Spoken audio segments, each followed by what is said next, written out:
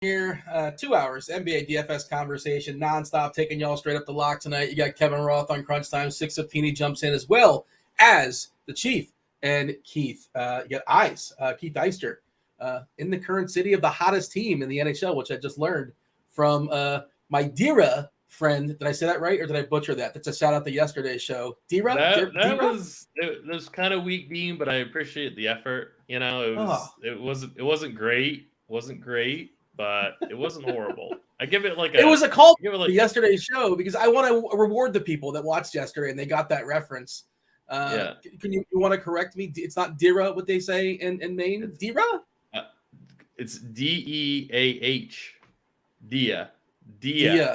That's pretty good. Right. That's pretty good. There you go. Are we live, or can we do this again? Well, we're live. We're doing it live. All right. I guess we're live. Punches. I can never really tell with you, Dean. It's like, we just banter before the show. I don't know if it's a hot mic situation or not. I want her to be comfortable and relaxed and not stiff, and just kind of have like a conversation as if it's just the two of us, and some people are just happening to be listening. We talked a little NHL pre-show. We talked the possibility if jinxes are real or reverse jinxes are real. Producer Steve is convinced they are. Feel free to put that in the chat as a poll. Of course, they're not real. I think I hear Steve chiming in. I feel something changing in my ear. Maybe it's just yesterday I was hearing things. Maybe today I'm hearing things. I'm not really sure what's going on. But by the way, hockey thing. We'll get to basketball in a second. But this is an interesting little conundrum. So nobody cares about this, but this is an interesting situation. I'm in a not season long. I'm in a I can't think of the term. When you have the team forever dynasty. I could not think of the word dynasty. Did you hear me? Did you hear me yesterday trying to say Kelly Oubre and Kelly Olynyk? Like, I completely short-circuited on the show yesterday. I was like, I literally stopped talking, Dean. It was one of the most embarrassing things I've ever done on these shows. I was like, I couldn't distinguish between the two, and I just short-circuited it and just stopped. And Roth was like, Oubre? And I was like, yeah, Oubre. Little Johnny Five is alive moment over there. It happens to all of us. Happens to the best of us for sure. And that's the worst. So you can put on your resume. You're doing pretty well. I'm sure I've topped that a multitude of times. But yeah, I couldn't think of the word dynasty. So there's you get paid. And by the way, I'm not a hockey savant. My Canadian friends wrote me into this, but I'm still pretty good at it. Just whatever, because like I said, you have that kind of brain. You can just sort of adapt. Playing fantasy, all sorts of other sports. But the point is, you get paid for fourth. If you get fourth, you get paid like a couple $100 or something like that in Canadian. Consider that too, right? What's the exchange rate these days? But if you get fifth, you get the number one pick, right? You're the number one pick of next year's draft. And we were talking about it pre-show. The number one pick in next year's draft apparently is a prodigy, like somebody that only comes along once every 10 years or so. The next Connor McDavid, his name's Connor as well. So there's this weird thing going on where like there's like fourth, fifth, sixth, seventh, and eighth is all jockeying to get fifth. And nobody wants fourth. And I'm like stuck in fourth right now. And there's like 2 weeks left of the season or something like that, maybe 3 weeks. So it's just I don't know. And I assume long term, if you're in a dynasty league, it's worth punting the $200 to get this guy. Is that how good he's going to be according to your expectations? Maybe not right off the bat, but yeah, if it's a dynasty league, then yes. Yeah. He probably is that good if it's a dynasty league. Yeah, definitely. Yes. So it's an interesting tanking strategy that's going on in my NHL. And there you go. Somebody in my chat caught my short circuit references. I don't know. Are you a fan of the short circuit series? You know about Johnny Five? Is that that's from a long time ago, isn't it? It's a callback. I haven't seen Johnny Five in forever. That's right. Okay. That was a long time ago. Yeah. I mean, some kids probably love it. I mean, it's one of those movies that I liked as a kid that's probably horrendous as an adult, but I was a dumb kid. Like a lot of kids, you're an idiot. You don't realize what's good and what's not good as far as understanding entertainment. It's probably terrible, but I remember it fondly. But I was like 8, so what do you want from me? I know. I understand. All right. D-Shot saying, what are we talking about? It's kind of a slow day, right, as far as the NBA. We want to get people in. We want to just say hello to everybody. What's up, chat? Hit that like button, subscribe, turn on those notifications, do all the things. Do appreciate it. About 9 days, I want to say, we're talking baseball. That'll be good times for sure. Starting next Thursday, I want to say 11 o'clock in the morning. WBC is going down tonight, by the way. I don't know if there's DFS for that, but Japan versus the U.S. should be fabulous baseball. I'll be. I can't wait. I that. can't wait to watch that. I'm watching that tonight. I've been watching some of the later rounds of that, and it's been really good. I'm like shocked how good that is. So I'm definitely tuning into that. I'm kind of bummed because it's right not that far from me. It's in Miami. You know, theoretically I could have went there, but I had a friend of mine go to the DR game and said it was like insane. You know, DR versus Venezuela or something like that. Just awesome. Just an incredible atmosphere. As exciting as baseball can be, despite the fact it's meaningless games and people. I can't believe people are poo-pooing this. I didn't really hear much of it, but apparently there was a lot of chatter out there, like saying like this is like a bad idea and whatever. Right? Oh, too big got hurt. Like somebody would have got hurt in spring training too, like in an alternate universe. But it's a bummer. And obviously, you know, the closer for the Mets got, but like these things are just going to happen if you play baseball. It's just how it's going to go down. But it's been so good. Ohtani with the leadoff double last night, the walk off. Did you listen to the Japanese broadcast? That was incredible. I did not. I have not heard that. Oh, it was so good. Like they were so excited. I was so happy. One of the guys like laughing as this happened. They're so happy. Sayonara, they started yelling sayonara. It was awesome. I understood that word. I don't know anything else in Japanese. Well, Mexico was talking some trash pregame. I didn't see that. Yeah, like Randy Rosarina was saying how about the stud Japanese pitcher. Like he's like, I can't wait for him to go home. You know, or I expect him to lose. I can't wait for him to go home. Oh. You know, and then he struck out first at bat, which I thought was great. So. Is that the guy with the pitch that's called like the ghost fork or something like that? Is that what we're talking about? I think so. I think so. Yeah. Yep. Yeah. Rosarena had an awesome catch in the outfield. Can't wait. There you go. A producer Steve is a Met fan and a long time. What's his name? Fan, at least for a couple weeks. Is it the ghost fork? Is that what we call it, Steve? Yeah. It's the ghost fork, I believe. Great nickname. There's no way I'm hitting the ghost fork. I'm definitely striking out in that. Have you seen videos of it? It's pretty crazy. Yeah. I feel like I think maybe it was Pitching Ninja or something like that. It was pretty good on the Twitter. All right, we have a kind of a quiet slate tonight, right? A 6-gamer. We'll get through it with ease. We're going to be talking a lot of Atlanta Hawks. Unfortunately, 2 of the more miserable teams are on the slate. I swear they play 182 games as opposed to everybody else playing 82. But the Pistons are back, the Spurs are back. Spoiler alert: the Spurs are going to be back tomorrow too. That's part of the reasons why they're doing goofiness today, because almost definitely the guys that are sitting out today are going to be back tomorrow, and the guys that are playing today will be sitting tomorrow. This is DFS. All we care about is today and today only. The Spurs are a bit of a disaster, super annoying. But DeJounte Murray being out tonight for Atlanta is a big deal. Usage being elevated to the likes of Trae Young, and in the matchup there against Detroit, he's going to be super, super popular. I ran some pre-show optimals. Oh, is only two Hawks. Okay, that's surprising. Yeah, so 2 Hawks, 3 Pistons, 2 Hawks, 2 Pistons. I think on Fanduel you're getting like 4 Hawks, unless that's changed. You're getting a lot of Pistons and optimals on DK, yeah. Huh.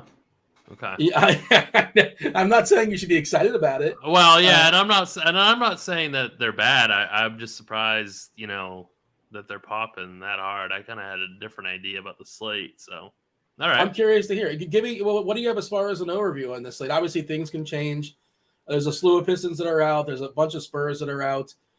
The absence of DeJounte Murray is a big deal for Atlanta. Nobody else really hurt. Jalen Johnson, that's not a big deal. He's not really our guy in the rotation. We're expecting Jared Allen with his eye to come back tonight for his revenge game. He's currently questionable, though. Nothing official there, but I think he's going to come back. We talked about the Spurs. You know, Zach Collins is not going to play. Keldon Johnson, his entire body, especially his neck, is hurting him. Therefore, he is out. No Devin Vassell, no Sohan. Basically, their starting lineup is not playing tonight. Devontae Graham officially questionable. Just give it to us all at once, please. Come on. Well, just, you know, what are you doing to us here, Pop? But I assume these guys will probably be back tomorrow. But again, tonight a bunch of Spurs are out. New Orleans getting healthy, Boston getting healthy. We're expecting Robert Williams back tonight. He may be coming off the bench, but I think Boston is fully healthy. Unless you count Pritchard, that doesn't really count, right? Not really a rotation piece. Kevin Huerter is still hurt with his knee. He's got a questionable tag, back half of a back-to-back for Sacramento. I feel like they've played a lot of games of late as well. OKC's really healthy. The Clippers fully healthy with the exception of Powell. But yeah, what do you have as far as your screenshot here for the slate? I'm curious what your idea is, because I'm open to them. I don't think I want to play a slew of Pistons. I'll get some. Yeah, I mean, it's kind of just their prices are so elevated. Like, did you ever think that you'd see $5,700 Rodney Magruder? Like I didn't. Like, I know weird things happen in the third week of March, and in the NBA, but that didn't really seem possible to me. The reason that I was just surprised that you were saying Detroit is kind of popping in some optimals is because their prices are elevated, and I was thinking like the chalk build was going to be more of like the value Spurs, and then getting up to some of the studs like obviously Trae Young is going to be super popular. We'll get to him. Yeah. And then with your value Spurs, you get to a guy like Jason Tatum. Right now I think we only have Tatum at 15% owned, which I thought was low. But if the Pistons are eating up a lot of that, optimal in optimals, that makes sense because their prices are pretty high. It's not like the Pistons are free. They're not. They're pretty much like a mid-range price team. And so I was thinking more of going with the value Spurs than more of the stars and scrub approach. You pay down for San Antonio, you pay up for Brown or Tatum, pay up for Young. Things like that. That's where my initial lean was kind of going when I just first looked at this slate from like a macro perspective. Was that it's going to be like 3 or 4 San Antonio players surrounded by the high end options. How many games has Snyder been the coach for Atlanta? About 9 or so, maybe 10. Does that sound about right to you, give or take? Yeah, I was going to say like 7 or 8, but you might know better than I. I stretched it to 9. Whatever. We got ourselves somewhat of a sample here. Atlanta, the second fastest team over that period. They've been flying.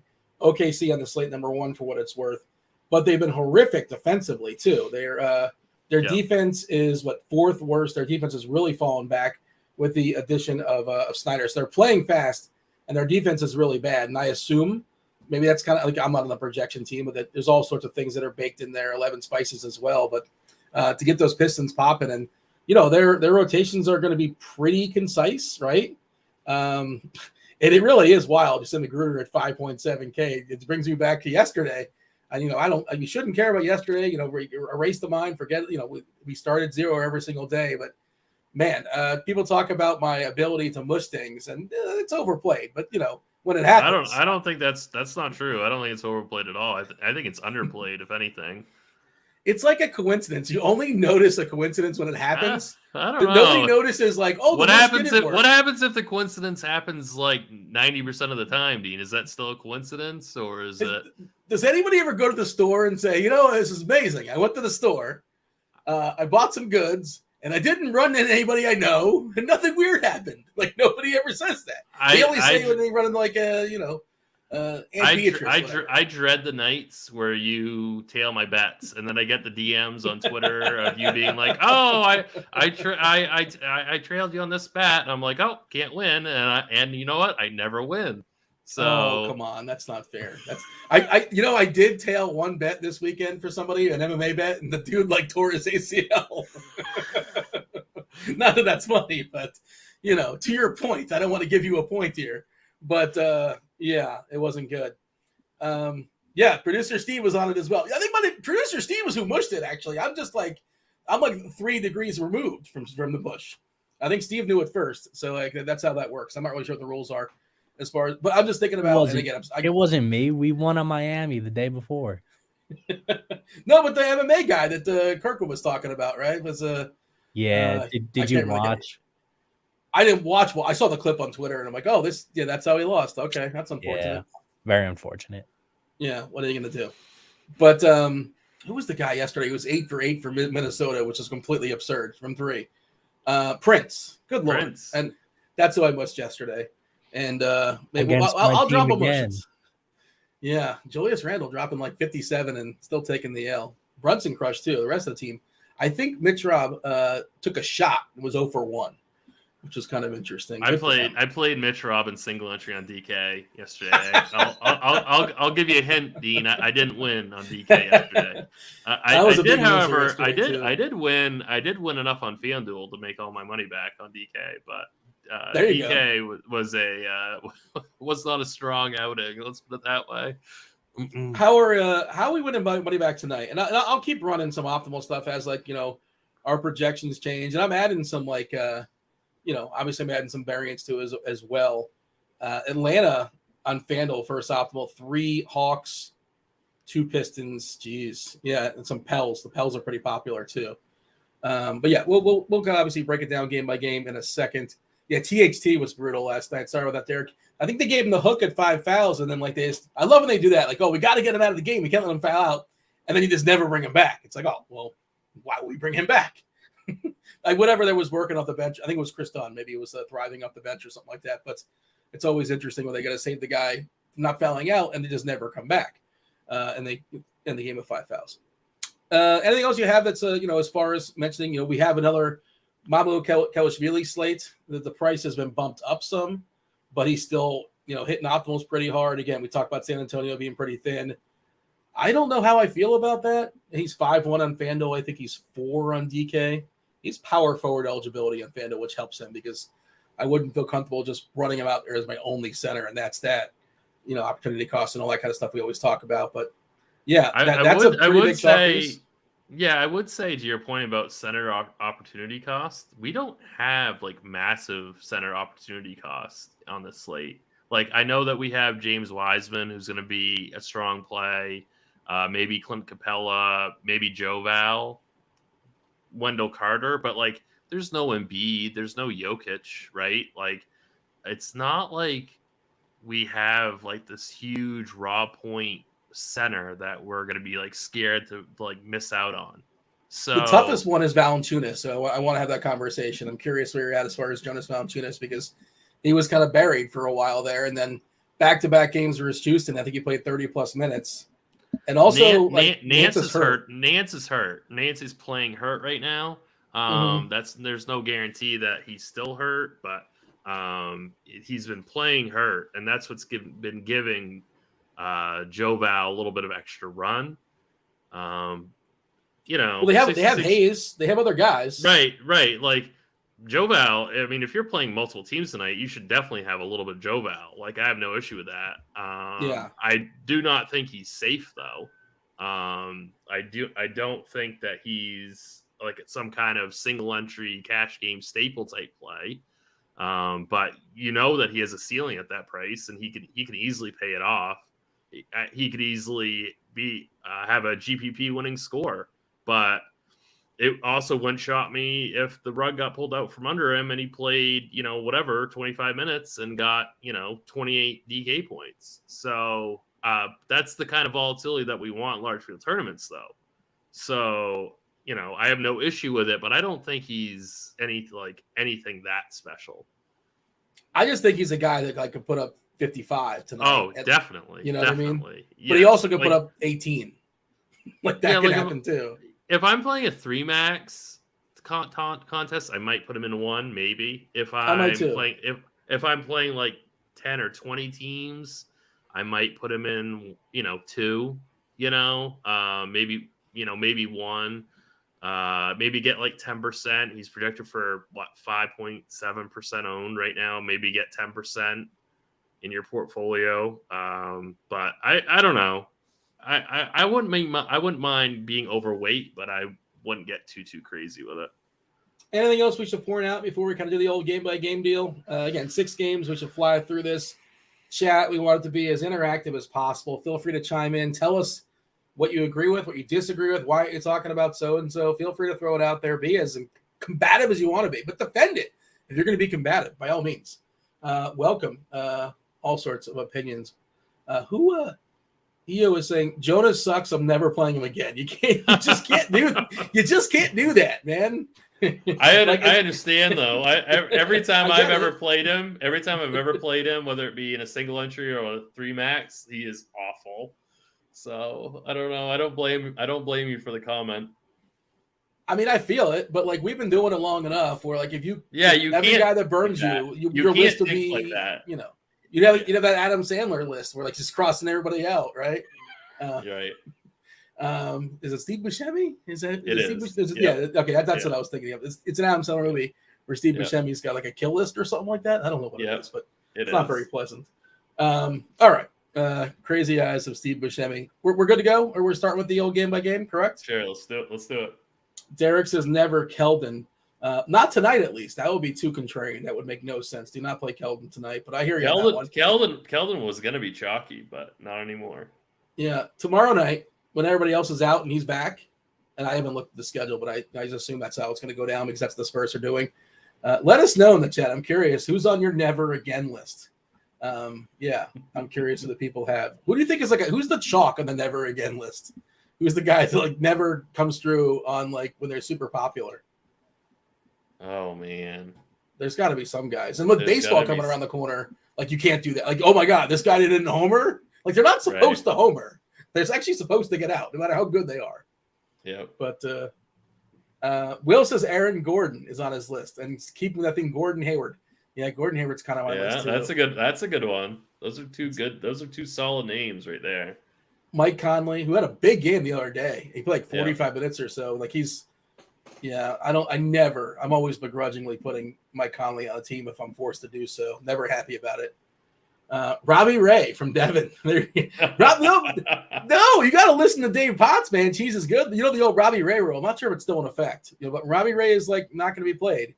You're supposed to grab some. Boban, we're probably never going to play Boban ever again. This is it. I mean, he's going to retire to doing commercials and maybe a podcast with Tobias Harris or something like that. It's got to be it, right? 33, 34. I don't know if his contract goes beyond this year, but I don't know how much juice is left in Boban retiring to Hollywood.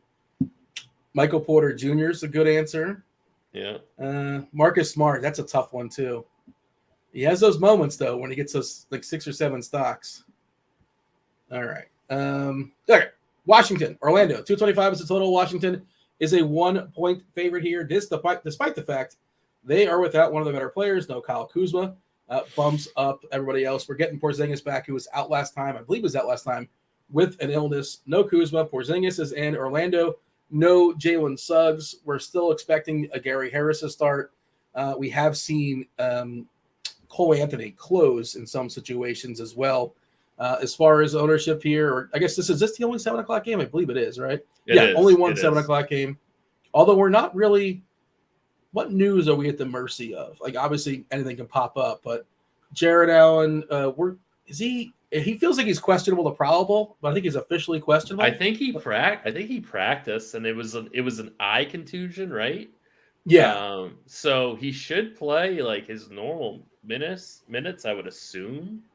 That's what I think too. I feel like I'm glad you brought him up actually, because I think he's a good play on DK at least. But anyway, yeah, I feel like he should play.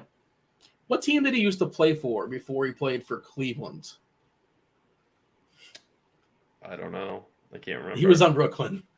Right. Yeah. You gave me a layup, Dean, and I missed it. Well, sorry about that. This is almost as bad as when you couldn't think of who was it? Oubre. Kelly Oubre and Olynyk. Boy, did my brain just stop working there. I froze on camera. You'd have done well yesterday stacking the Kellys. I don't know if there's anybody else named Kelly who played basketball yesterday. Both of them did really well, though. I'm pretty sure they're both pretty popular, though. That was a pretty popular Kelly stack. Yeah, good start, if nothing else.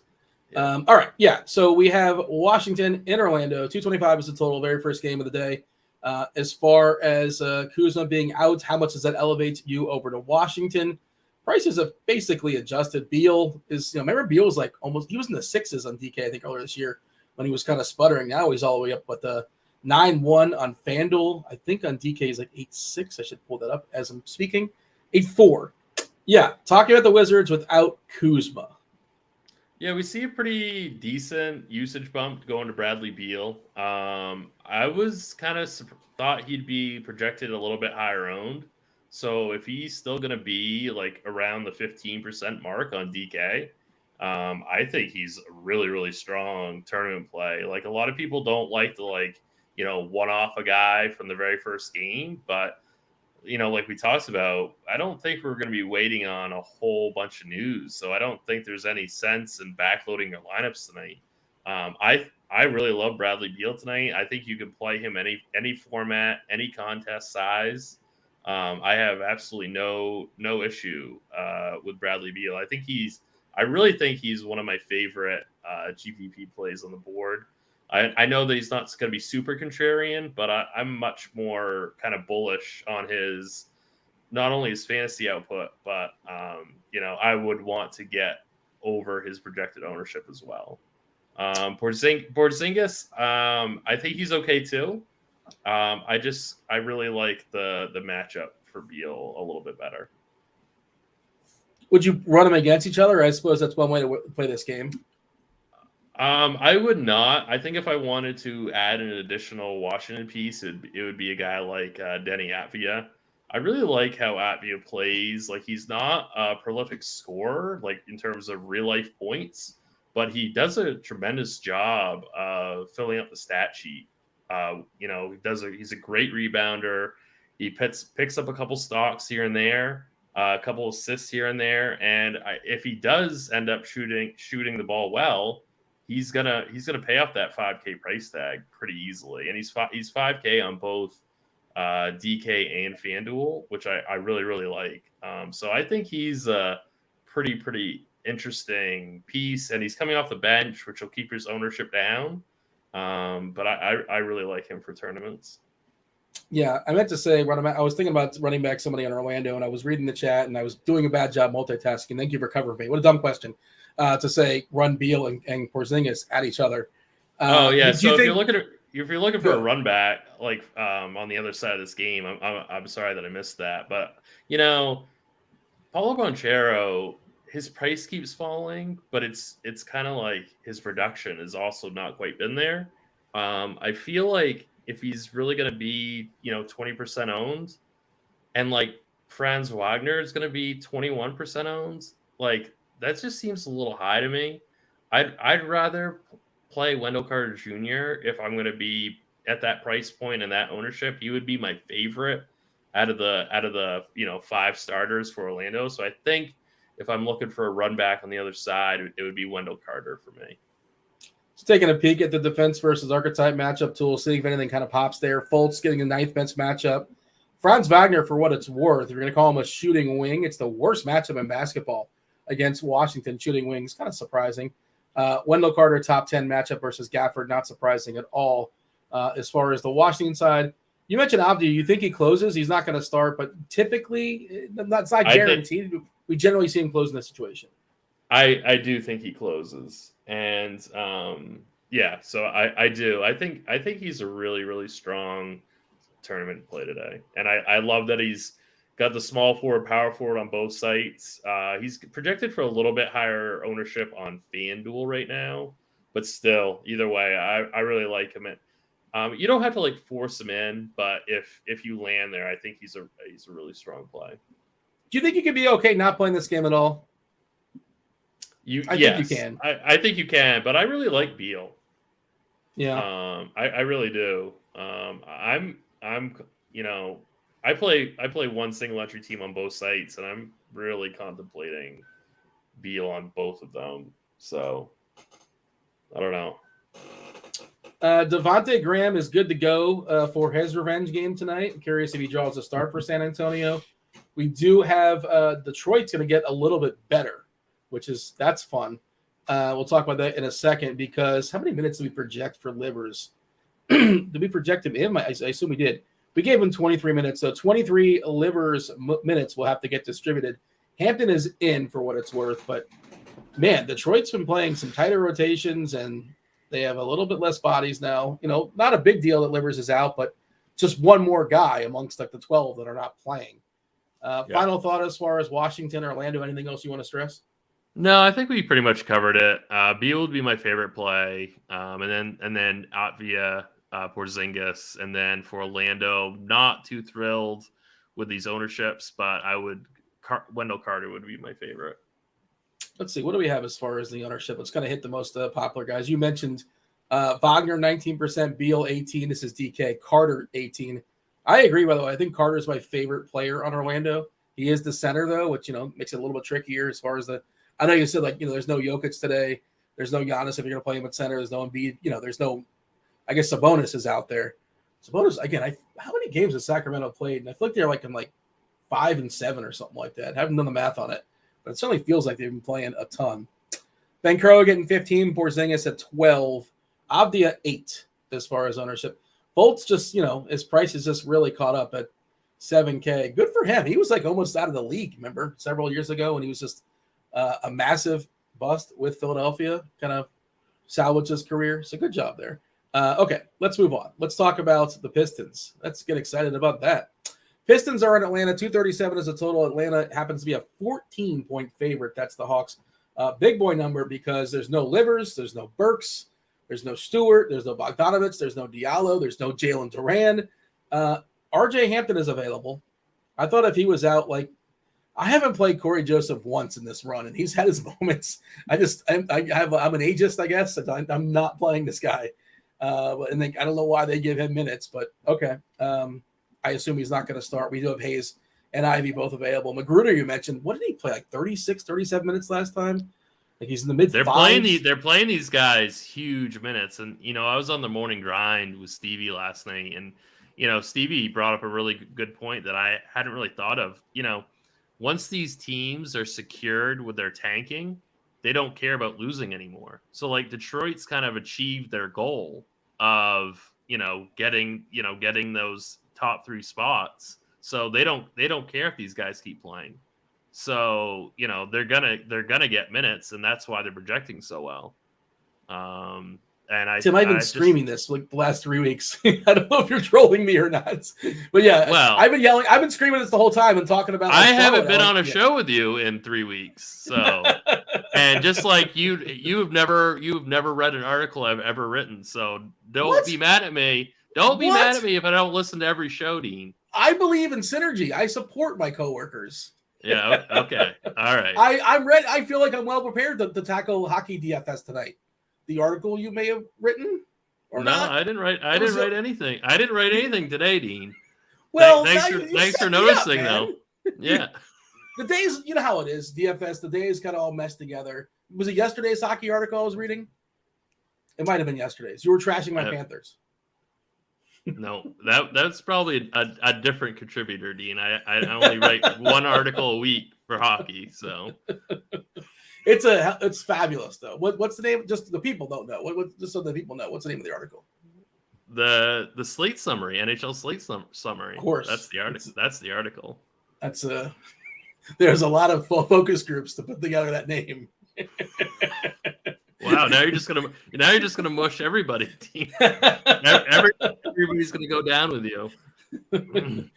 All right, Will and Jets. He says he's prepared for hockey. No thanks to your article. Once a week. Come on. Hey.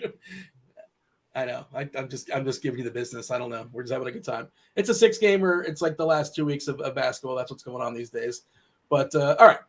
Detroit, we have to acknowledge their existence. And I'm sure our projection team will be on top of what's going on as far as Livers. They're going to delegate those minutes out momentarily. Give me a refresh. I assume they're not going to do it within the minute or so. Yeah, last we have is a 5 o'clock refresh, but 23 minutes to go around. We're giving Jaden Ivey 33, Hayes 33, Wiseman, is the classic, not necessarily helping you win, but he's a really good fantasy player. Ditto with Bagley. Magruder we're giving 30 minutes. That's probably light. He probably gets a few more tonight. We'll see. Let's talk about the Pistons. Get excited. Why are people sleeping so hard on Bagley at 4%? Am I missing something? Is it just because Wiseman is popping so hard? And people are forgetting, Bagley doesn't play as many minutes as Wiseman, but still he's going to play, I don't know, upper 20s. So, I mean, if that ownership is really going to be, then I think Bagley is a tremendous tournament play. If maybe they're saying that so much ownership is going to be going to Hayes and Ivy and Wiseman that Bagley gets squeezed. And if that's really the case, then I love him for tournaments. Wiseman is probably your safest play, in a vacuum, because we know that they want to play him. But if he gets into foul trouble for some odd reason, and Bagley is really going to be that low owned, I think that he makes for a really, really strong tournament play. Yeah, you got Demetrius convinced there in chat, says I'm grabbing Bagley in tournaments. As far as fantasy points per minute, they're very similar, right? Right. Wiseman 1.06 on It's DK. like they're the same. It's like they're the same guy, but they're more committed to playing Wiseman. That's the only risk that you're taking, is that he's probably not going to get as many minutes as Bagley. But still, like things can happen, and Bagley could catch fire. Wiseman could get in foul trouble, which is very, very possible in this matchup. And it could easily be the Bagley show. Bagley's showing up pretty high owned on Fanduel right now. He's actually higher owned on Fanduel than Wiseman. But on DK, That's what's the price discrepancy? Like $1,000 different? Yeah, because Wiseman's $7K on Fanduel. Yeah. So but on DK, they're like the same exact price. I love a pivot to Bagley in tournaments. They're both like, secondhand. I don't know how to. They're both kind of like someone else's trash is someone with your treasure. Right. Whatever that saying is. They're at one point in time, these are mega lottery picks, right? Wiseman, I believe, was the number 1 or number 2 pick in the draft. Taken before LaMelo Ball, famously by Golden State, and I want to say Bagley was like 4 or 5 overall by Sacramento, probably by Vlade Divac. Good work, Vlade. And they've been obviously pretty busty, but they're not great defensively, but we don't care about that. And they don't care about that. They're just going to run them out. And they traded like real live assets for Wiseman. I think a bunch of second round picks. Michael saying Wiseman was a second round pick. There you go. So, and they want to see what they have. Like, why not? It's not necessarily a great scenario, but it's a scenario they have. And as opposed to what? See, what else do they have to see what you have in Buddy Boeheim? See what you got in Hayes, see what you got in Ivy. I mean, they have Cunningham coming back next year. I swear, I go on that Tankathon website, right? And like you can simulate the lottery for the Tankathon. And every time I hit the button, I feel like I have to hit it. It's 14% chance Detroit wins. They win like half the time. I hope they don't, because I don't know if I want to reward this nonsense, but right. Yeah, I guess I don't know where I want this year. Another Uber prospect coming out, from France, obviously, but I don't know where we want the number 1 guy to go. But I guess Detroit wouldn't be terrible for the league. San Antonio just won, by the way, for the record. I just clicked it, and they don't deserve it either, right? The nonsense they pulled, and of course, they got Tim Duncan famously forever ago, and now they get some negative regression coming their way. Let's prioritize the Pistons. How many Pistons do we like? How many can we roster in a lineup? We can make a game stack here for sure. It might just happen organically. Again, if you're hitting optimizer stuff, you're getting multiple Hawks and Pistons in the same lineup. So I would make some rules tonight. I think I'd max 2. I was gonna say max 3, but I don't know. I feel like I want to max 2 Detroit. I would want to limit my exposure to like Hayes and Ivy together, I guess, maybe also. I would try to get to more Bagley than what we're currently showing for ownership. But what would you do? Would you do a max 3 or max 2? I'm thinking max 2. But you're talking Pistons? Yeah. I think I would max it at 2. Yeah, I don't think I'd want to have 3. Like, I know it's a good game environment. I know that they're going to play minutes, but I really think that the way that they're priced and the way that they kind of correlate, I feel like it's a max 2 spot. By the way, hit refresh. We got a refresh for the Pistons. Want to see if anything's changed here as far as our projections. Magruder's 34 minutes. Yes, we gave Ivy and Hayes an extra minute. They're at 34 each. Now Joseph's getting 28 and a half. I like when they go half, like they can't commit to 28 or 29. Well, let's hedge. Let's give 28.5. I appreciate that. Magruder 34, Omari 23.5. Ownership wise, now we have not got a bump as far as ownership projections. This will change a little bit, but 22% on Wiseman, 20% on Ivy. Hayes at 15.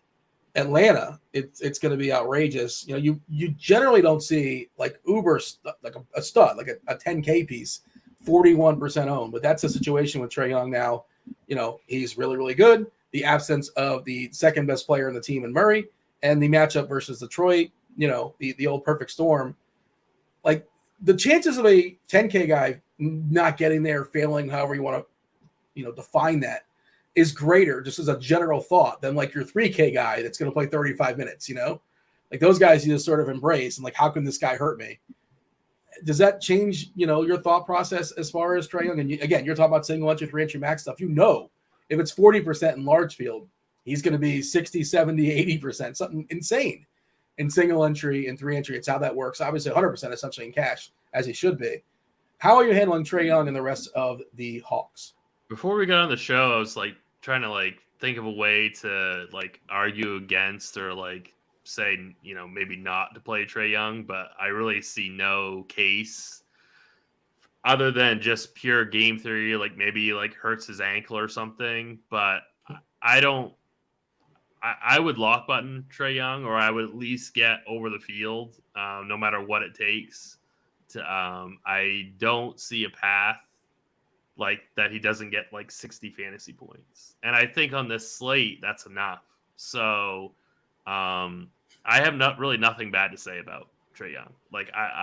I think that you should be playing him in any format on both FanDuel and DK. I just think this is too good of a spot to pass up. I'm not looking to say something bad about him, but if I was, I would say that since Snyder's come in, and I don't know if this is a coincidence or it's small sample stuff or whatever, his minutes have not been he's not really getting maxed out minutes. 29 minutes last game, 32, 34, 34, 33, 33. We're not seeing beyond 34. His season average is 34 and a half. Maybe he's losing a minute or two. You can also argue blowout here against Detroit. That's another hole you can poke if you want. Now, the counter is that, well, if they blow him out, it's because Trae Young hit 10 threes. Possible, not guaranteed, but that's in the realm of possibilities. I'm just poking holes. I would say if I'm not playing Trae Young, I think you got to play at least 2 other Hawks, if that makes sense. So if you're not playing Trae Young, you're saying A, he gets hurt, or B, it's too big of a blowout and he's not a big enough part of it. So you would say, C, not to cut you off, but C, he puts up 50 fantasy points, which is not terrible, but it's fine. He scores 28 points. He has 13 assists, and his teammates thrive as well. But if he puts up 50 points, that's okay, I guess. That's not really what you're shooting for in tournaments. He's not bearing your team, but you can defeat that with other routes. But go ahead. Yeah. So then if you're going that angle, then you should be playing Bogdanovich and maybe Clint Capella, right? Or you take a flyer on John Collins, even though he's been horrible. I'm not really a big fan of DeAndre Hunter. I've played him too often this year, and it's just been an absolute disaster. He might be on my never again list. There it is. He might be that guy. If you're looking for the blowout angle, you might want to take a flyer on AJ Griffin, who should get extended run in a blowout. If you're just poking holes, then you have to get exposure to some of these other Atlanta pieces. But honestly, I don't know. I'm still definitely going to be playing him, and I think it's kind of thin to be poking holes. So you mentioned Griffin, and it's a sneaky route. And this is not what you're saying, but you're talking about, he's going to get some run as is. He might get some extra run if the game blows out. The ownership's on it. We're talking about 31% ownership right now in DK for a 24-minute projection for a 22 fantasy point night at 3.4K. So, that's a very chalky piece. That might be, if he's going to be that chalky, he might be actually maybe not be that great of a play. Correct. Yeah. But this will refresh. We're talking about 509. And, this stuff gets more refined the closer we get to lock. And that's a pretty big – that number surprised me too. I saw 31%. I'm like, oof, I don't know if I want 31%. If I want to get over on 31% AJ Griffin. I do want several players on Atlanta. Bogdanovich, if this game is blowing out and he comes off the bench, right, and it's one of those things where he comes in and the game's already the 20 points, hypothetically, middle, late the third.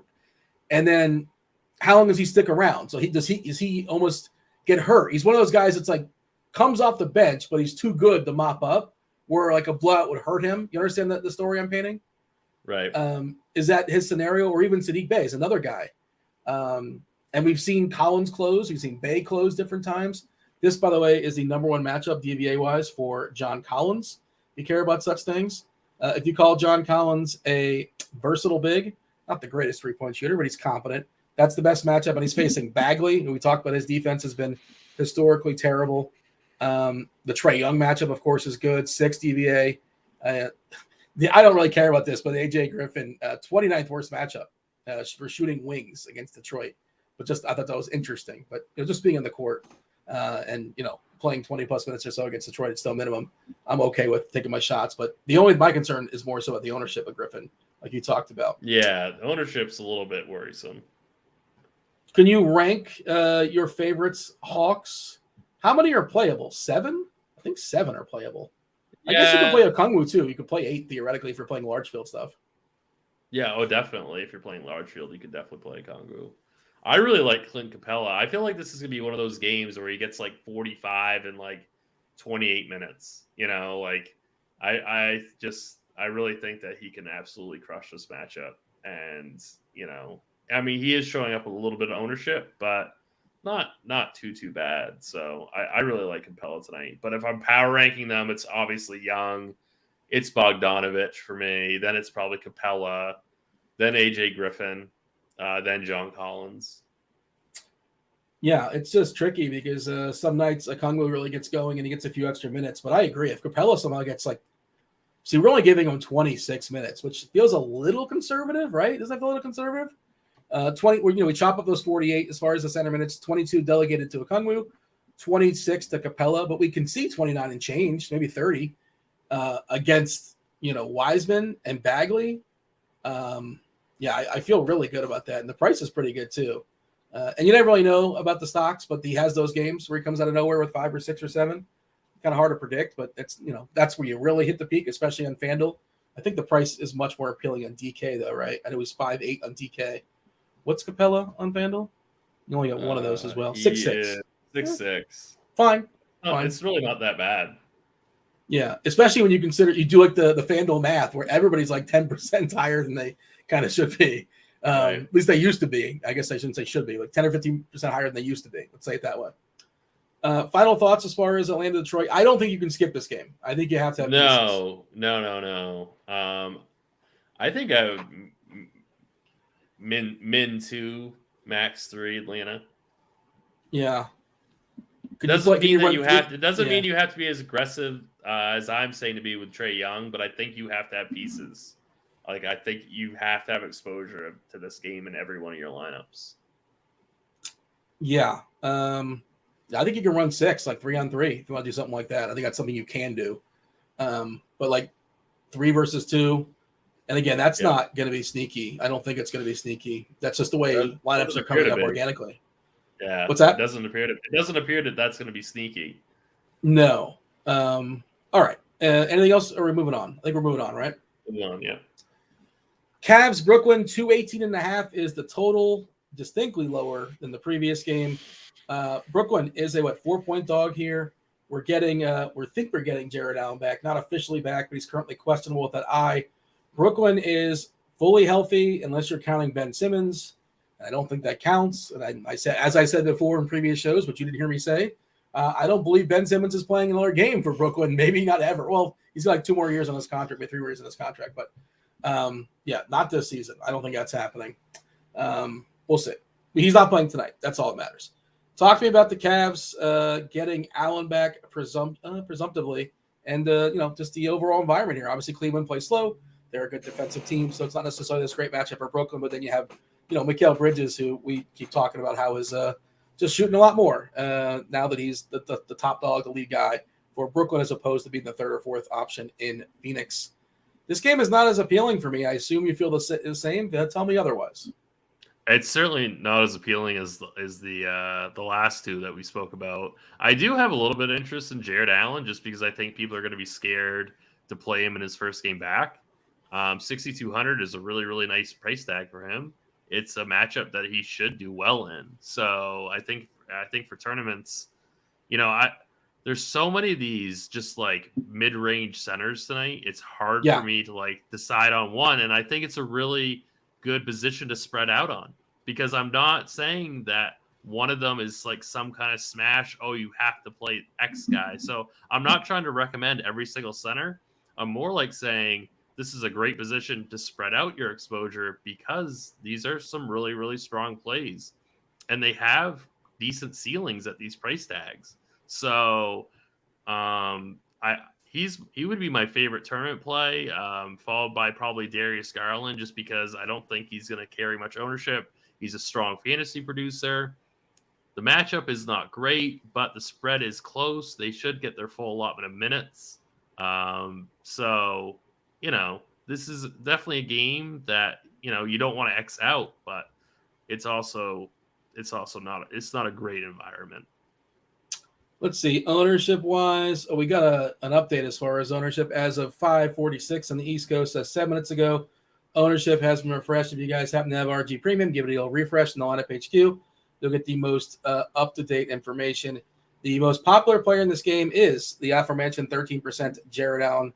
I agree with you. I'm not scared about any sort of coming back from injury. It was his eye, right? Assuming he can see, I assume his conditioning is just fine. On the other side, Claxton, the other center, which by the way, to your point of like this slate doesn't necessarily have the big boys, right? Outside of Sabonis, who's kind of sort of a fringe big boy, Jokic and Embiid. There's a lot of good stuff in the mid tier, like Allen and Claxton, Capella. We talked about Wendell Carter. All those guys can put up 50 and wouldn't surprise us at all. Those are the two most popular plays in this game. The other one getting 10% ownership is Garland, who you mentioned. Mitchell, about 10%, close to 10%. Mobley, slight tick on Mobley with Allen back, but I think he's still playable. Brooklyn rotations are kind of a mess outside of basically, Claxton and Bridges. Bridges, by the way, getting no ownership, which is interesting because it's such a bad matchup. But yeah, I mean, this is a contrarian piece that you can sprinkle into your builds. I don't hate it, but it's a really bad game environment, and it's not like they're coming in at such discounts, especially Brooklyn. They're not coming at enough of a discount where I'm this is a solid value. I really can't say that. It's just not. They're not in great spots. Let's say you're playing Allen and you want to force a run back. I don't think you have to, but if you want to, and I guess you can speak to that, say you still want to. Who's your favorite player on Brooklyn? Who would you most likely run it back with if you had to? It would be Bridges if I absolutely had to. But you're playing single entry, 3 entry max. If I'm hearing you right, you're not playing anybody in the Nets most likely. No, I'm definitely not in single entry or 3 max. They're not even in consideration for that for me. We got anything else as far as this game, or shall we move it along? I think we can move it along. Keelan wants to know centers today: Capella, Claxton, Mobley, or Allen. Mobley and Capella have the best matchups according to Keelan. Do you have a preference? Can you power rank? We've talked about all these guys, right, to various degrees. Capella's your favorite. What were the options again? Capella, Claxton, Mobley, or Allen. Capella and then Allen. Yeah. The only issue with me with Capella is how much Atlanta is too much Atlanta then, right? In a vacuum, it's Capella. True. Do I want to play 8 guys, 4 guys in Atlanta? Depend. It does depend on the rest of your lineup, but in a vacuum, I prefer Capella. All right, that's 3 down, 3 to go. Crunch time, jumping in about 20 minutes or so. So Will hanging out in chat. He'll be on in about 20 minutes. What's Will going to wear today, by the way? He's now the level of expectations. He's been showing all of us up, looking super dapper. Do we need to step up our game, Dean? I hope that's not an insinuation, because one of the perks of working at home and doing this is you can be pretty, comfortable. I don't know I got my hoodie on. Will says he's wearing a t-shirt. All right, man. Unless he's roping up with us. I guess that's what he's coming with. All right. It's a relaxing Tuesday for Will. All right. There you go. I was trying to tease the people so they stick around, because people are going to be like, oh man, that's it. I've had my fill of basketball. I'm good. They go step away and get some, dinner or something like that. It was a tease. That's what they call, and that's what they call it in business. I'm sure you've heard it before, the term. It's a technical term. But now Will just spoiled it. So now they're not going to, maybe they'll come back. They want to see what kind of t-shirt. That's important. All right. We have 3 more games. It's the Spurs. Oh, that's exciting. Spurs versus the Pels. 230.5 is the total. The Pels are 13-point favorites here against San Antonio. We kind of ran it down earlier. Spurs missing a bunch of dudes. No Sohan, no Vassell, no Keldon Big Body Johnson, no Zach Collins. Devontae Graham is expected to play against his former team. McDermott's available. No Bassey. He's done for the year. Trey Jones also available. As far as New Orleans, nothing new. Same guys that are out. Alvarado, Zionsson, same deal. All right. So we talked about the Pistons begrudgingly, at least I did. We have to talk about the Spurs begrudgingly as well, and how much interest you have in San Antonio. As always, we say, like, look, it's not a great collection of players, but they're going to get some minutes. They're pretty cheap, at least some of them are, and they're not going to get shut out. So Spurs, talk to me about the Spurs. Are we excited? Excited would not be the word I would choose. I would say a little bit nervous. It's going to be hard to kind of figure out what they're going to be doing in terms of rotation and minutes, and also what to do with Sandro, right? Like, I've talked about all these like mid-range centers that I really prefer over him. He's 4,200. If you're playing cash games, completely fine to play him, but in tournaments on DK, like, I don't know. We've seen mixed results from him. He's not exactly like a sure thing, and he's gonna be pretty high owned. So I'm on the fence about what I'm doing on my single entry team. I have a lot of Sandros on my list. Which Sandro are you talking about specifically? Which one amongst all the Sandros? Who are you speaking about? Oh, I can't pronounce that, Dean. Don't even. I can't even pretend. I'm not even going to pretend to. Stevie and I were talking about that last night. We were like, "Oh, what did Stevie sound like?" I want to listen. No, we just called him Sandro. No. We just were like, his name is Sandro. Yeah. Take a shot. No, can't. I want to hear Stevie try to pronounce it. That'd be fabulous. Yeah. So yeah. No, not going to happen, Dean. Nice try though. So the tricky thing with Sandro is, right, like, he's a good point per dollar player, right? But we talked about the mid-tier of centers that we like, and there are handful of guys that can put up 45, 50, 55, 60, and then, like, say Sandro puts up 24, right? And that's fine for your cash lineup. He's not 3K anymore. He's 4K now. He's 5K on FanDuel. You get him a power forward, which is somewhat helpful. But, is that enough? Are you happy about 24? No more, no less? Like, he's not blowing your lineup up, but he's also probably hurting your ceiling a little bit, unless, the small forwards you're putting in are all of a sudden getting like 60 points or 55 points, that kind of thing, or Paul George goes nuts, or however that works as far as your lineup construction. But, like, what's the number you're shooting for? Is kind of what, and he kind of got bailed out last game. Yeah, go 35. Like, if he gets 35, are you dead? 35 is good. I'll take 35, but I don't think he's getting 35. Right. That's what I'm saying. So, like, if he gets 35, you're probably dead without him. What are the chances that he gets 35? And if he doesn't, and he's going to be really, really high owned, then you've got a little bit of leverage on the field. So my initial lean is to fade him in like a 1 to 3 setting, and maybe be underweight him in large field. But that could be a bad take. So it's not a sure thing. My first instinct on the slate is to play these centers that I trust a little bit more, that I have a little bit more talent, and I feel like are a little bit too cheap. That's where I'm at too. And again, like you said, if you're playing cash games, you're supposed to play Mamakashvili. Absolutely. If you're playing cash, then yes, definitely play him. But tournaments, I feel like it's a way different conversation. 0.84 DK is like, that's bad for a center. Like, that's different for a different position, but your centers are supposed to get you at least one, fantasy point per minute. 1.84 and it's 1.84 FanDuel as well. I think I'm going to be less than the field. We're currently projecting him for 27 fantasy points at 27 minutes, which that's basically his projection, right? About a point per minute, and 32% ownership. On the other side, like KBD, we're giving him 27 minutes. This is another one that's kind of rough, but it's kind of uncomfortable, but he's really cheap. He probably starts KBD. Bates Diop, that is. Devontae Graham, we're giving him 27 minutes at 5K. I think he's pretty interesting. He's a guy that can put 20, 25 real life points in the bucket, not shy. Ingram, of course, awesome matchup for Brandon Ingram, 8.6. That price has crept up. We saw him in the mid-7s not too long ago, but, certainly worth paying for. I feel like one of Ingram and McCollum gets there against San Antonio. Like, theoretically, they should. Do you have a preference, and talk about the rest of the Pels? Yeah, I did want to touch on Bates Diop. I really like him across the board just because he's small forward, power forward. So, it's like you don't have to take up that center spot. So he's definitely going to be in my single entry team. He's only 3,700. I know he's not like, the most talented guy, but I think that this is a really, really, advantageous spot for him. And that's kind of a chalk that I'm much more willing to eat, and that I am definitely going to be rostering tonight.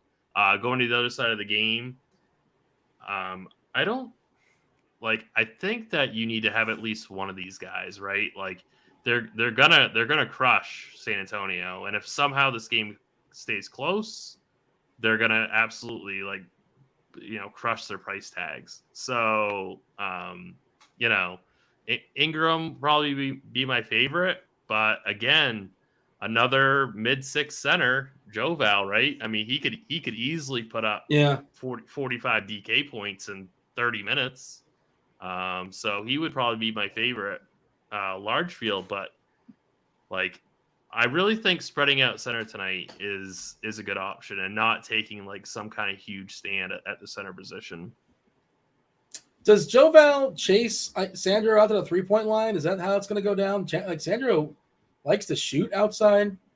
Just trying to think. Maybe it drags him away from the basket a little bit as far as rebounds. I know Joval's ridiculously strong. Sandro looks like a really strong guy too. I'm curious to see how that's going to work if he tries to post him up. I was watching I subjected myself to New Orleans Houston the other night, where Valanciunas was just working Şengün, the 20-year-old. Şengün's a big strong guy, but still kind of figuring stuff out. And you don't see post up much anymore these days, right? In basketball, that's not a thing that necessarily happens a ton the way basketball happens in 2023. But curious if they're going to have Valanciunas posting up Mamo Kelashvili, or maybe they dust off the gorgeous Dong. Gorgie Jang is still there. He's wearing a uniform. Not saying you should play him, but there you go. He'll get some run for sure. A natural big for what it's worth. Go ahead. If you're worried about Joval getting extended out to the 3-point line, then play Herb Jones, who's he's coming up with a little bit of ownership, but I think he's in a fantastic spot today too. So don't play Jones and Val together. But if you're kind of worried about Joval chasing Sandro, then I think Herb Jones would be in line for a few extra rebounds. Herb got that Fanduel bump. Now he's 6K over there. He's always in the this year the high 4s, mid 5s, right? 6K on Fanduel now, 5.3 on DK. Your classic 3 and D. Your favorites, Spur. It's KBD. Is there anything beyond that? It's actually KBD. Then it's probably, I don't know. I mean, I guess it would have to be Sandro.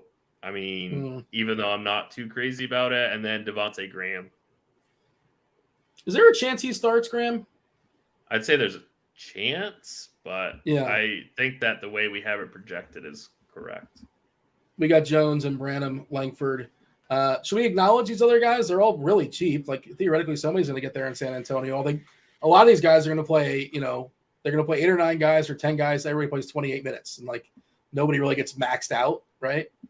I don't think I have any interest in Langford, right? I was hoping Trey Jones would sit. That way we'd get more Branham and Graham. But now it's obviously, definitely you can play Trey Jones. I think I would prefer Devontae Graham though over Trey. How do you think between those two? I mean, I think Graham's got possibly the highest ceiling on that game. And if this game mops up, I'm trying to think who the 5 players. Champagne is going to be mopping up.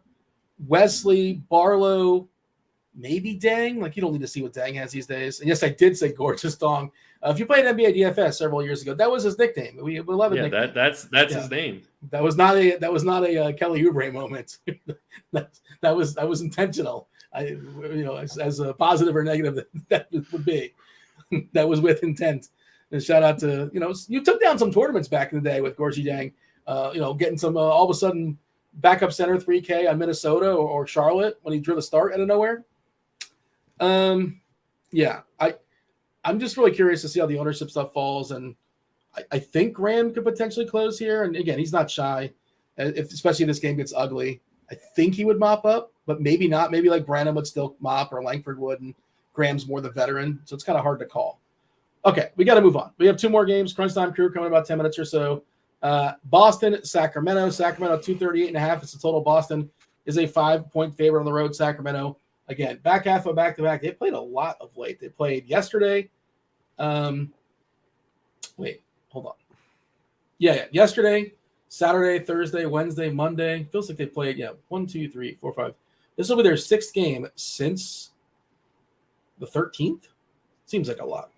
We're not sure about Kevin Herter. He's officially questionable. He's been questionable, missed the last several games. As far as Boston is fully healthy, right? They're good to go. No Marcus Smart as far as the injury report. We saw Robert Williams miss several games. Presumably, we're actually projecting him to start. I thought I saw a note that he might come off the bench. I feel like his minutes are going to be monitored. I feel like this absolutely is a minutes monitored situation. You're talking about Time Lord, right? Yeah. What do you know about Time Lord? Because I feel like if he was playing 30, I heard he was coming off the bench for the rest of the year. That's what I heard, and we have currently him projected to start for what it's worth. But whatever. I mean, we'll see. We'll see. Maybe it's like 5-minute spurts. However it is, I don't think he's going to play like 28 minutes right out the gate. Yeah, and I don't think he's DFS relevant either. This game is weird, right? Because Boston's fully healthy. When they're fully healthy, everybody's just got a price where they should be. And, of course, Brown and Tatum can get there. It feels like it's been more Brown than Tatum of late, especially when you get a little bit cheaper than Tatum as well. The matchup against Sacramento is certainly appealing. How fast they play. Sabonis has been, he's the best bet tonight. If you're going to ask me who's going to get a triple-double, that's the 1-1 if we're having a draft, right? I think Sabonis is the first pick overall. Sometimes he gets a triple-double and still doesn't get there, which is always fun, right? It's like, well, it's a 12, 10, 11, and he was 11K. It's like, triple-double. He's still kind of busted. Boston, Sacramento. This is just one of those games that feels like it should be more popular than it is. It's not getting a ton of ownership, but I understand all the reasons why, because, both teams fully healthy, both teams priced the way they should be. But I think it's also a game you should probably be over the field on if you're playing large field stuff. Yeah, this is my favorite contrarian game stack of the night. Like, they're just not showing. I mean, this is the highest over and under on the slate. It's only a 5-point spread. So, I mean, if this ownership is really going to be what it is, then, it's – I mean, I love this game. When I was looking at the slate last night, I was like, oh, this game's going to be super, super popular, at least for Boston. And it doesn't seem like that's going to be the case. Like, Jaylen Brown is going to be very, very, very low owned, and he's going to be up there for me, like one of my favorite tournament spends. He's going to be sub 10%. Like, I love that. I think Marcus Smart at 5,300, like, it's gross, but like he could theoretically get 7x, at under 10%. So the tricky part is who's the run back for Sacramento. And I've been playing Sabonis every single slate for like the last, 6 or 7 slates. I don't see a way that I can play him tonight just because I really like the mid-range centers this evening. So even if he's going to be 3%, if you want to get like 6% in large field, I have no issue with that. He absolutely has a ceiling, and that's fine. De'Aaron Fox, he's been bad, but he had a pretty good game last night. Not a really good matchup, but 8,300 that's an okay price tag. So I think he's okay. But I really love this ownership on Boston. Like, this is I would really lean into that game with like Brown, Tatum, Smart. Last 15 games, Sacramento, the 4th worst defensive efficiency in basketball. Last 15 games, for Sacramento, the 6th fastest pace. So they're playing fast and they're playing poor defense. I do agree with Boston, and I agree with your assessment of Sabonis. Like, he kind of has to put up like 65 because the way we're talking, I don't know who it's going to be, but several among the guys we talk about in the 6 to 7K range are going to put up around 50, 55. And 50, 55 or 6, 7K is distinctly better than like 57 for 10K, right? Raw points matter at a certain point too, and it's how you're delegating the rest of your funds. But presumably you're spending up for, better players when you're saving salary at center there. So it's not that want to discourage Sabonis, but I have a similar thought process. I like him, and he's only 3% owned. Always like him. The matchup here against Boston's not spectacular, but he's basically matchup proof. Although Kessler was awesome against him last night. I don't know how much that game you caught, but Kessler, been praising him. Like, that guy's been really, really good for Utah. Just their defense has progressed so much as the season has progressed, on the inside at least. We got to move on. Anything else as far as Boston, Sacramento you want to stress, or shall we talk about the hammer that is OKC? Let's go to the hammer. Let's go to the hammer. 237.5 is the total. Clippers. This slate is just full of teams I don't like playing. Clippers is another one of those teams I just generally not like seeing on the slate. You tell me otherwise. Clippers are 7-point favorites, and again, another team that's pretty healthy. The only guy they're missing right now is Norman Powell. That's been the case for a while. And OKC is really, really healthy too. Whatever is missing for them, it's been like that's the way it's been for a while. No Poku, no Kenrich Williams. We got the SGA revenge game here against the Clippers. Not a lot of ownership in this game at all. Like, and you got some very, very clear studs. I saw somebody in chat talking about playing Westbrook. Okay, I guess you can. I don't think I actually like that. Sell me on Westbrook.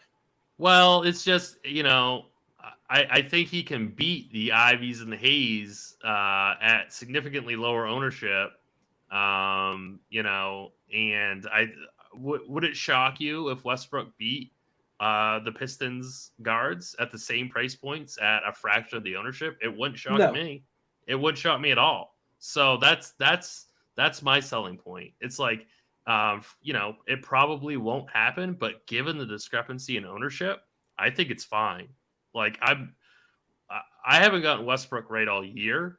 I'm not advocating that anyone play him, but I think that it's completely fine to do so in a tournament. I have no issue with that because I think I'm not as high on Detroit as maybe our optimizers are, and the ownership seems quite high on that Detroit situation. So if you want to do a pivot to Westbrook, I think that's completely fine. Yeah, I'm running some optimals one last time before we bring the crunch time team in. You have Keith coming in shortly. You have Kevin Roth, of course, running the show, and Will be in a t-shirt. What kind of t-shirt? I don't know. Stay tuned for that.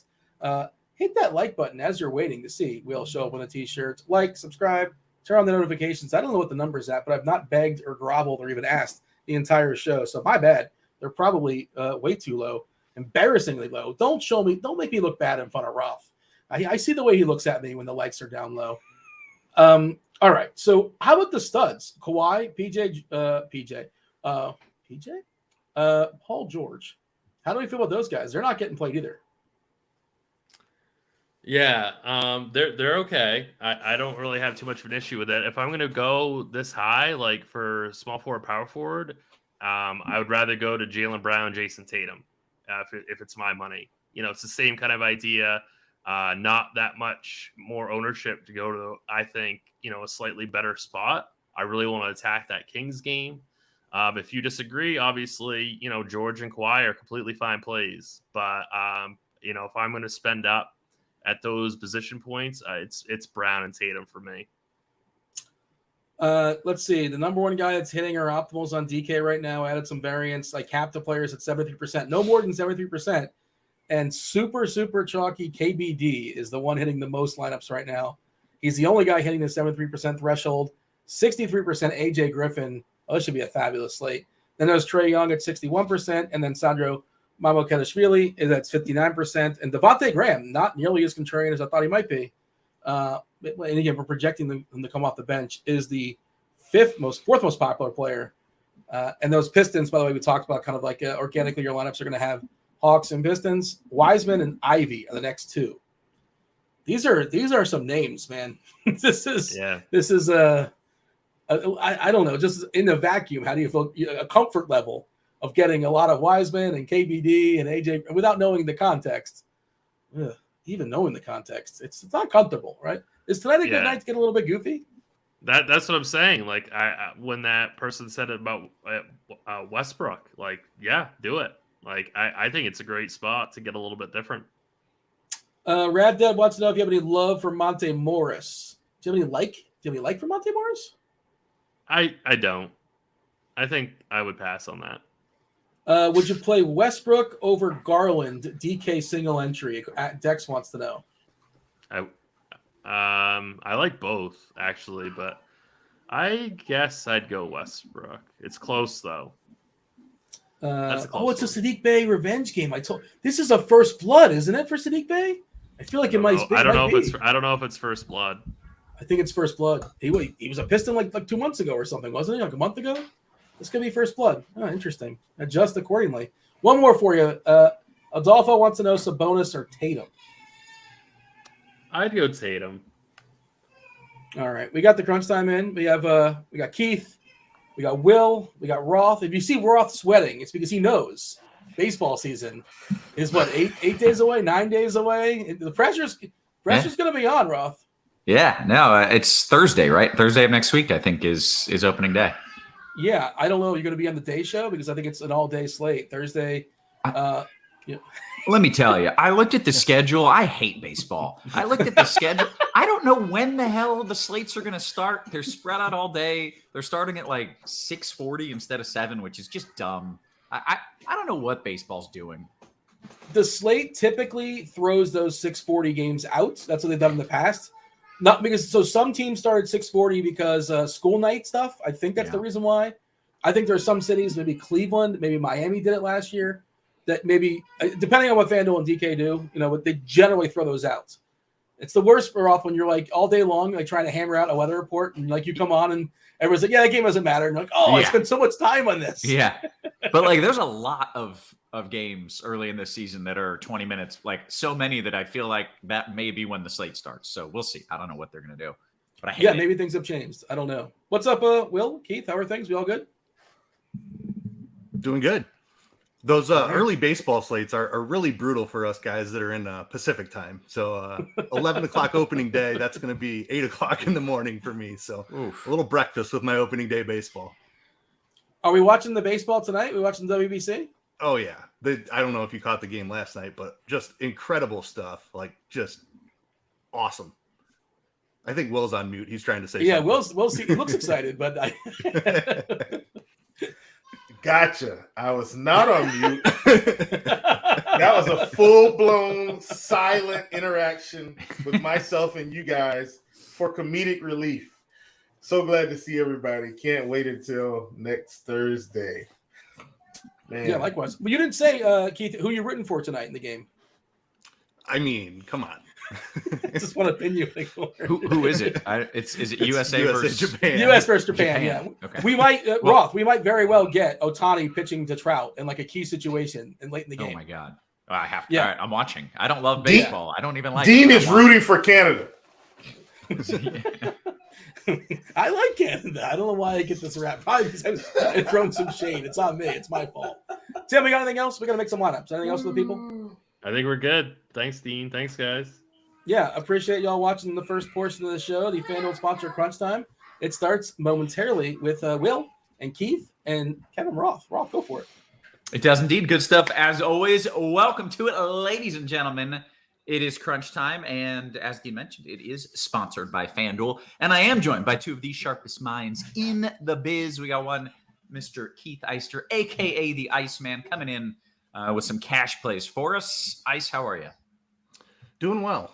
Interesting slate here, just 6 games, and we've got some injury situations for sure. Some uncomfortable chalk that we're going to get to talk about. So I still feel like it's a pretty decent slate, even though you're not going to like some of the names that we're throwing out there. We've got Detroit with another tanking situation, Spurs kind of doing the same thing. So the names are not going to be fun, but lots of big minutes for not great players. Yeah, I don't even like. I don't like I feel like I'm being very negative today, but I don't like the cheap plays. I don't like the spend ups. I don't like anything about this slate. So I'm glad that you feel at least a little better about it. Hey, we also have we got Chief in the house as well. What up, Chief? Nothing much, man. I'm probably in a bad mood. I mean, spring training just did not go well today for me. And I've been following spring training pretty much every day since it started. And it's helped me out a ton, like just to get ahead, know where pitchers are in the rotation, where they're at in the pitch counts. Because pretty much if they're starting this week, which most of them should, then that's it. Like they're not getting another start. So wherever they ended up now, next week is pretty much where they'll end up. And so just seeing a lot of these guys get to 80 pitches, 80-ish pitches, and kind of seeing where they are, man, some of these guys look bad. Whew. I mean, so and this is against, I don't care what people say, this is against like half of a major league lineup and half of like a single A ball lineup. So, Right. If they're going to come out next week and think they're going to fool these major league hitters, they're just not. So I'm hoping I can go ahead and take down all my tournament money between March 30th and April 30th and not have to worry about it the rest of the season. Okay, so we're betting the overs on everything. Is that what you're telling me? We're Oh, taking the overs at the start of the season? No, not at all. Not Under at on all. strikeouts, I think is what he's saying. Oh, yeah. Under on strikeouts. My God, some of these guys, I mean, and I know it's NBA season, but the only aces to me that look like they're in complete form, like just consistently, Scherzer got rocked maybe once, but like Scherzer's there. Man, I'll have to go back and look at my list. Kevin Gausman's been okay, but like some of these guys, they've just not, like Jack Flaherty. I mean, he's getting to like 80 pitches in 4 innings. Like, he's going to be bad to start the season. So these are the little nuggets I just keep, I got my notebook here. I just keep taking notes every day. And when March 30th rolls around, hopefully we're able to have a jump on some of this stuff. I know we got to get to some hoops, but Roki Sasaki, I just need to talk about that guy for a minute. Yeah. Like, dude's pumping 102 last night with like just Oh, this yeah. filthy splitter. Like, cannot wait for that dude to make it over to Yeah. the States. Is he not currently on an MLB team? He's in Japan? He's a 21-year-old Japanese pitcher. The dude that threw almost 2 perfect games in a row last season. Oh, yeah. Saw him live last night. Like, it was just incredible stuff from him. Did you watch him on TV or were you at the game? No, on TV, yeah. Oh, okay. I was like, Keith, man, you've been traveling. Yeah. Now, it's always fun when you see like some of the best players, in the world that aren't on our stage yet and, get to witness that. That's pretty fun. Okay. Hey, we do got to talk some hoops, gentlemen, and all the baseball talk is making me sweat. It's making me anxious. I don't like it. So let's talk about a sport I do very much so enjoy. That is NBA, and that is what we are here to do. Ice, if you don't mind giving us kind of a breakdown of this slate, maybe talk about some of the key injuries, the key situations, and then we'll dive into a FanDuel cash build from there. Worth noting, by the way, before we do it, sign up for the FanDuel Sportsbook. If you're in a legal sports betting state, take advantage of their awesome bonus offer. New customers get a no-sweat first bet up to $1,000. Terms and conditions apply. Offer not available in Massachusetts, because in Massachusetts, you bet $5, get $200 in bonus bets. So some great stuff going on. Big shout out to our sponsor, FanDuel. Ice, let's talk about a build. Yeah, let's do it. So biggest injury situations, 2 biggest stars out are Kyle Kuzma for Washington and DeJounte Murray for Atlanta. So definitely going to see some Trae Young all over tonight. Beal and Porzingis obviously get decent bumps from Kuzma being out. And then I mentioned the Spurs and Pistons just doing the tankathon thing. You have Keldon out for the Spurs, Vassal's out, Sohan's out, Zach Collins is out. Basically, their entire starting lineup is out for San Antonio. Similar situation in Detroit. Bogey being pretty much shut down for the year. It seems like Isaiah Stewart out. Jalen Duren is out again. Isaiah Livers. There's another whole host of names for Detroit. So shorthanded Detroit and San Antonio teams going to be decent spots to find value. What's uncomfortable about it is the pricing has started to adjust because we've seen this situation over a couple of weeks now. So you have Spurs and Pistons who are now priced in like the mid range, where we were paying like 3 and 4 came for them before, but their opportunity has obviously raised their prices into the 5-6K range now. But still projecting it as good values on a slate that doesn't have a ton of value, but definitely the situations. Only other things, Herder is questionable for the Kings, and then Jared Allen is questionable for the Cavs, but he is expected to play. So really not too much we're waiting on at all.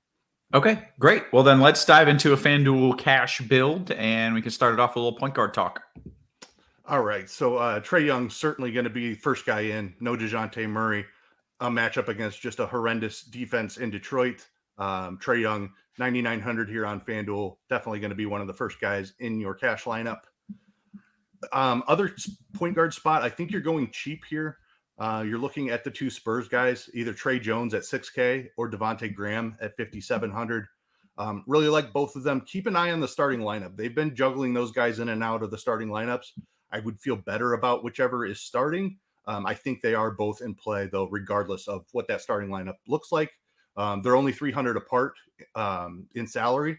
So just I would feel better for cash games about the guy that's starting. If you have the 300 to get up to Trey Jones and he's starting, he'd be the guy. If it's Graham starting, then I think you go that route. Over to the shooting guard position, you're looking at Jaden Ivey, 6,800. Going to have a huge role for Detroit here tonight. Good matchup against Atlanta. They've been playing much faster since the coaching change. Defense has lagged a little bit as well. So really like Jaden Ivey at 6,800. Other shooting guard spot, I think you can go a couple of different ways. Franz Wagner, a nice price there at 6,700. Josh Giddey at 7,300 against a Clippers team who has struggled on defense since Russell Westbrook has arrived there. So we generally think of the Clippers as a really strong, slow-paced defensive team. Not quite the case anymore. So I think you can consider Giddey. And then Bogdanovich has a fair price for Atlanta. With DeJounte out, he should be locked in for at least upper 20s minutes. A little extra run there for him. Moving it on to some forwards. At the small forward position, Noto has the core tag on Brandon Ingram here. I don't think he's a must play, but certainly a fantastic matchup against the Spurs here. Just another horrific defensive team. They play really fast. They're top 5 in pace. So I do love the matchup for Brandon Ingram. He is the way that I would go with this spot, but I don't think he is necessarily a must play. If you have the money to get up to Tatum, that's certainly fine. If you want to pay, I didn't mention Bradley Beal at shooting guard. If you want to pay up at shooting guard for Beal, I think that's fine too. But Ingram is my preference just because of the amazing matchup here against the Spurs.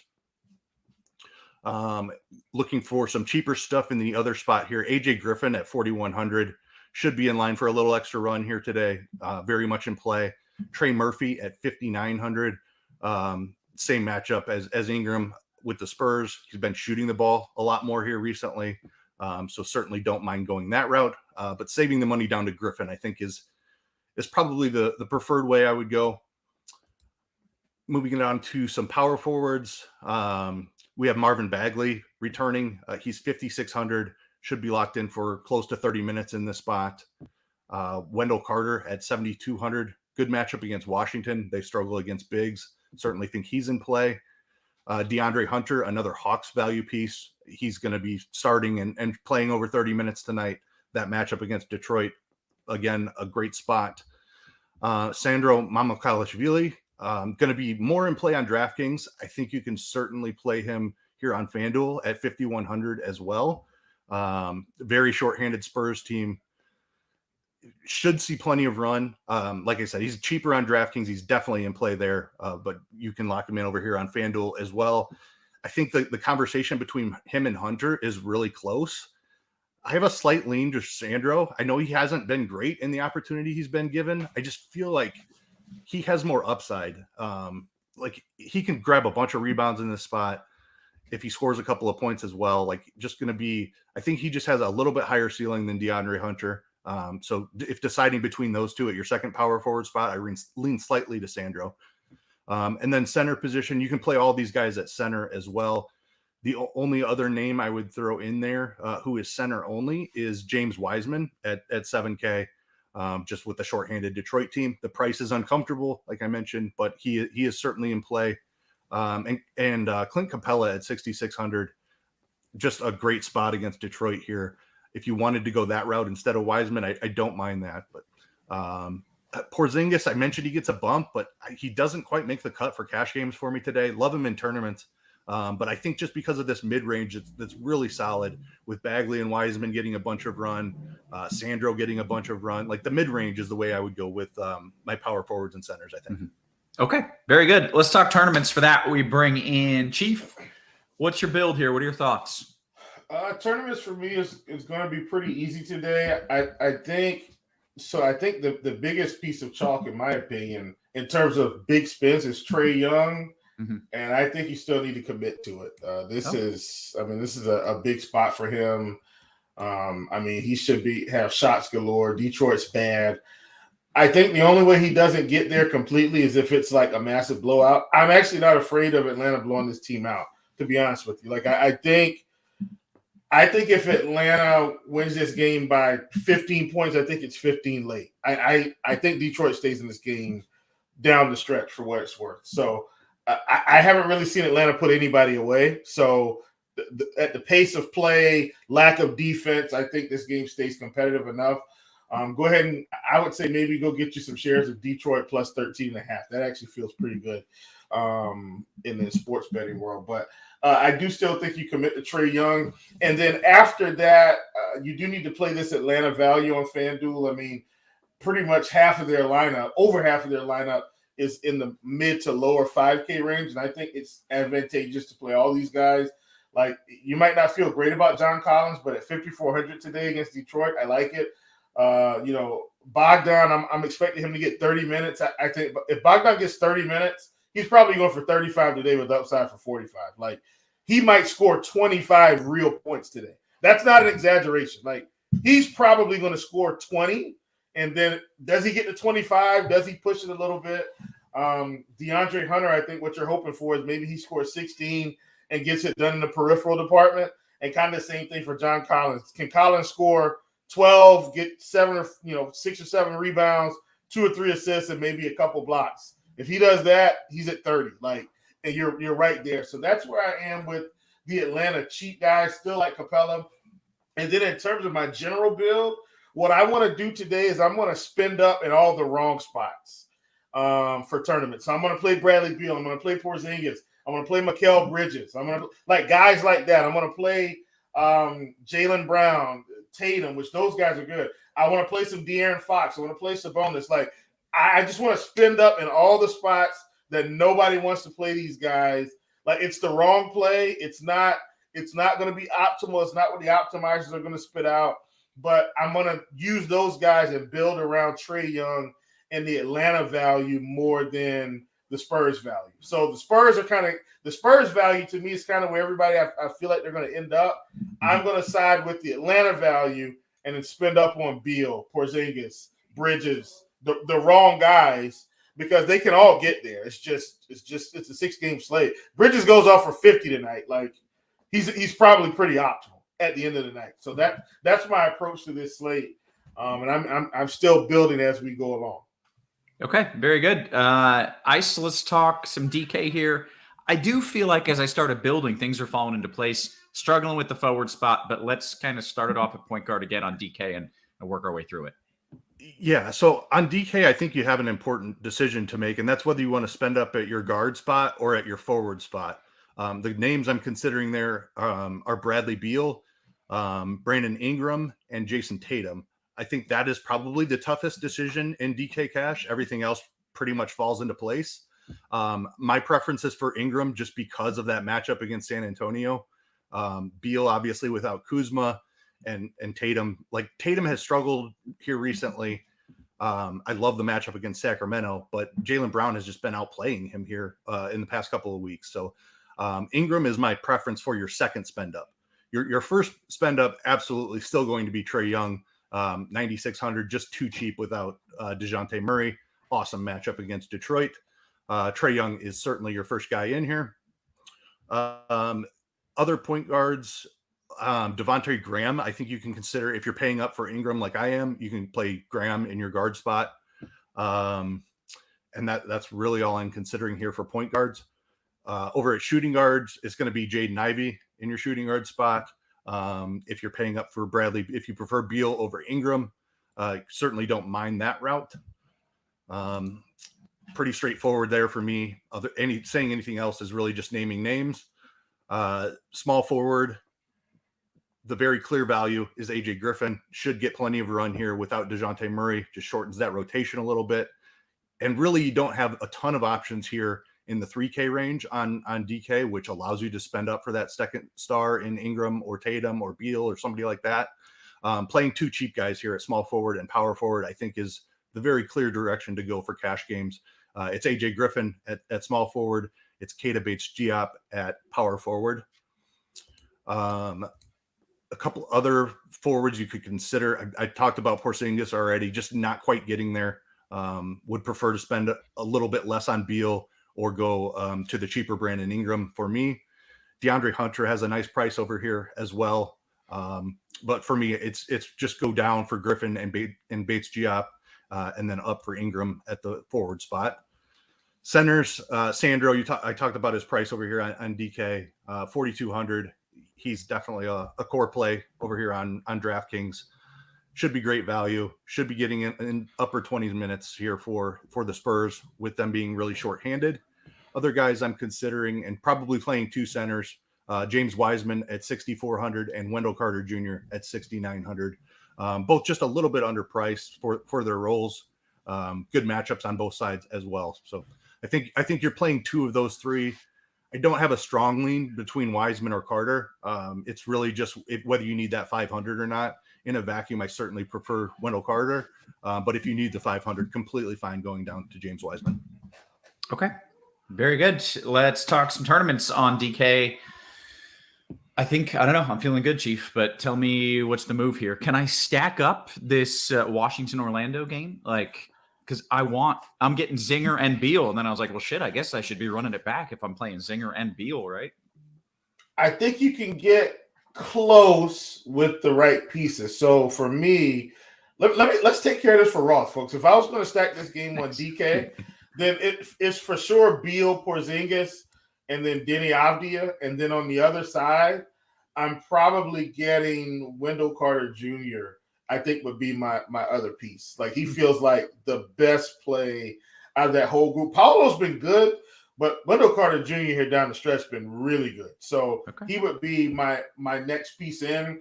I do like the Detroit game a lot better on DraftKings versus FanDuel, where I can get Killian at 6,500. I just felt that's way better value than playing him at 75. I will have some shares on FanDuel just because, once again, I'm just going to pay up to be a little bit different. But I do think he's a better play on DK. Same thing here with the guys on DK, where Atlanta just feels like they've got all the slam dunk value. I mean, Trey's 96, Bogey is 49, Hunter 52, Collins 54, and Clint Capella at 58. Like, I'd almost stack this whole starting lineup because they could all get there. Like, Trey gets there, and Trey and Bogdanovich probably get there through scoring. Capella and the other guys are going to get there through peripherals and light scoring. Like, we've seen Clint Capella score 8 points and put up 45 fantasy points. Like, 15 rebounds, an assist, 3 blocks. Like, he can get there in so many other ways. So I do like Atlanta a lot more, and the ownership is being reflected there as well. Once again, Mikal Bridges down to 7,800 on DK, so he's a guy that I really like. And Darius Garland, he's coming in at 19%, but man, 7,500. I don't think I can avoid that price in tournaments. I think that's a big time price to get him at. And then, of course, the Spurs are better priced on DK, where you got Keita Bates-Diop at 3,700 and Sandro at 4,200. Those are much better plays than really that whole lineup. So I think you just put these guys in a group, and you probably say maybe don't get more than 3 Spurs. Maybe just play 2 of them along with the other value. And I think that'll keep you down in tournaments because if you're just going with the standard projections and not editing on your own, those guys are just going to pop in on everything. They're popping in everything. So I think that's the way you do it. And then once again, still going to be playing tons of De'Aaron Fox, tons of Sabonis, tons of Tatum. Like, this is like De'Aaron Fox is at 8,300. And we've got him at about 11% on DK or pushing 12, 11.69 to be exact. Like, being able to get Fox at that type of ownership on this slate for a guy that can put up 50. If this game is competitive, I feel like it's because Fox and Sabonis are getting the job done.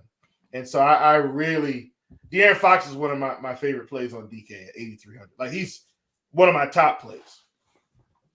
Very good. Okay. Anything else you want to add here before we start taking some QQs, either of you? Jared Allen officially in. We got that about 10 minutes ago, but we expected that. So Herder, I believe, is the only thing we're waiting on. Other than that, I think we're ready to take some QQs unless Chief has anything. No, I am good. I'm building and talking. So okay, trying to finalize my situation. Look, since we've only got one name, let's talk about, Herder in, Herder out, what it means for Yeah, us. he's missed the last couple of games. I don't think that it changes anything for cash games whatsoever. I think the guys that get boosts and are in good, like decent tournament plays, Malik Monk, Terrence Davis, we saw him pop off in one of the games that Herder missed. He didn't get a ton of run in the last game, so that's definitely a volatile situation. But I think you can certainly. Let me also say the other guard, Kessler Edwards, is the guy that's been starting, but he has not been closing. Malik Monk is the guy that's been getting the closing minutes. So I would go Monk over Edwards, even if Edwards is the guy starting again. But not really in the cash conversation. Don't mind it for tournaments. I am in agreement with Chief that that's an awesome game for tournaments. Okay. And then if he's in, we're talking Herder, right? Yes. If he's in, is he a playable piece, or if he's in, you don't care? Not considering him in cash. Okay. All right. Fair enough. Okay. We have 16, 17 minutes here or so until we hit the lock. That is plenty of time for some QQs. I'm going to start things off in the RG Discord. Hey, make sure you're hitting that thumbs up button for us if you're watching on YouTube. It is free content. Let's dive into it. I will start with Carolina guy in a FanDuel single entry. Mamu or Hunter last piece? Oh man, I think I'm gonna go Mamu just because centers have so many extra ways to get there, man. I'm going with Mamu. Okay.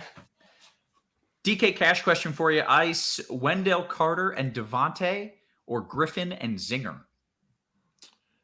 I prefer the first one. If Devontae is starting, it is definitely the first one. Okay. But I do prefer the first one, even if he's not starting. Okay. If Devontae is starting, does that boost him into core play territory for you? Like, you got to have him, or he's just still a piece? He's still just a piece. We have him projected for a very solid 27 minutes already. In the starting lineup, he might project for 30 minutes. So you're getting a bump, but it's not going to be a massive bump. Gotcha. Okay. Quick question from the YouTube, and then I'll jump back. Giddey or Westbrook, FanDuel single entry? I was kind of landing here as well in that same sort of range. Who do you prefer, Giddey or Westbrook, Chief? I actually prefer Killian Hayes, but gun to my head, give me Giddey. Okay. FanDuel cash question from NBA DFS. You want Ingram and Giddey or Beal and Wagner? That's Franz Wagner. Give me the first one again. It was Ingram, Giddey versus Beal and F. Wagner. Yeah, both are really good. I like the second one slightly, but very close. All right, FanDuel single entry. Does Spurs Sandro have enough ceiling, or would you find a little bit extra and spend for bags? I think they're comparable plays. If straight up right now, I think Mamu probably plays more minutes slightly. Give me Mamu, but that's more minutes than anything else. Bagley's got the upside, but I'm gonna side with the minutes. Okay. Aside says, am I stupid? I'm considering Collins and Capella together in FanDuel cash. Is that viable, or should I just stick to one or the other? Let me see Collins' price. That's not somewhere I was landing. Yeah, so he's right in that Herder Mamukalishvili range. I think you're okay in cash. I still hunt ceiling a little bit in cash, but it's not near as important as trying to win a tournament. So I think you're totally fine running them together. Okay. Very good. DK Cash, who is a must play from Atlanta on DK? I'm getting Trey and definitely Trey. I would not. I would say AJ Griffin is borderline must play just because he's the only option in that 3K range. He just makes the rest of the lineup work. It's definitely not a must play. If you wanted to go more mid range than Stars and Scrubs, you don't have to play AJ Griffin. But Trey, definitely, he's the only one I would call a must play. Very good. Falcor, you want Smart or Graham? FanDuel single entry, Chief. Honestly, give me Smart on this one. This is going to be a competitive game. Nobody's playing Smart tonight, and everybody's playing Graham. He's 5,600. He's got just as much upside, comparatively. Give me Marcus Smart. Very good. Jeps, DK GPP question. Brown and Hayes or Zinger and WCJ? Give me that one more time. It was Brown and Hayes or Zinger and Wendell Carter Jr. Whew, man. I wish I knew the rest of the lineup. Give me Zinger, Wendell Carter Jr. Nice. Very good. Fanduel tournament question. Which Hawks wouldn't you play together? And how many is the most that you're putting in one lineup, Chief? It's looking like to me right now I may have 4 Hawks, even in my tournament lineup. Okay. That seems weird, but I don't think enough people are going to have it. I'm trying to get rid of one, and it's not coming together. And a lot of that is because of the 3 big names. Like everybody I'm playing is pretty much 9K or above in terms of studs. So I've got to play some of these 5K guys. Yeah. So yeah. Okay. Jumping over to the YouTube, J3 says, hey, is the bat featuring the one and only Derek Carty going to be back this season? Oh, yes. And not only is it back, I'm pretty sure you can get it right now. I'm pretty sure it's up and available. So make sure you're getting in that. It is just a fantastic projection system. So highly recommend you check that out. More questions from the YouTube chat. I'm going to scroll up a little bit more here. Flying Armbar says, is Okongwu viable in a FanDuel GPP?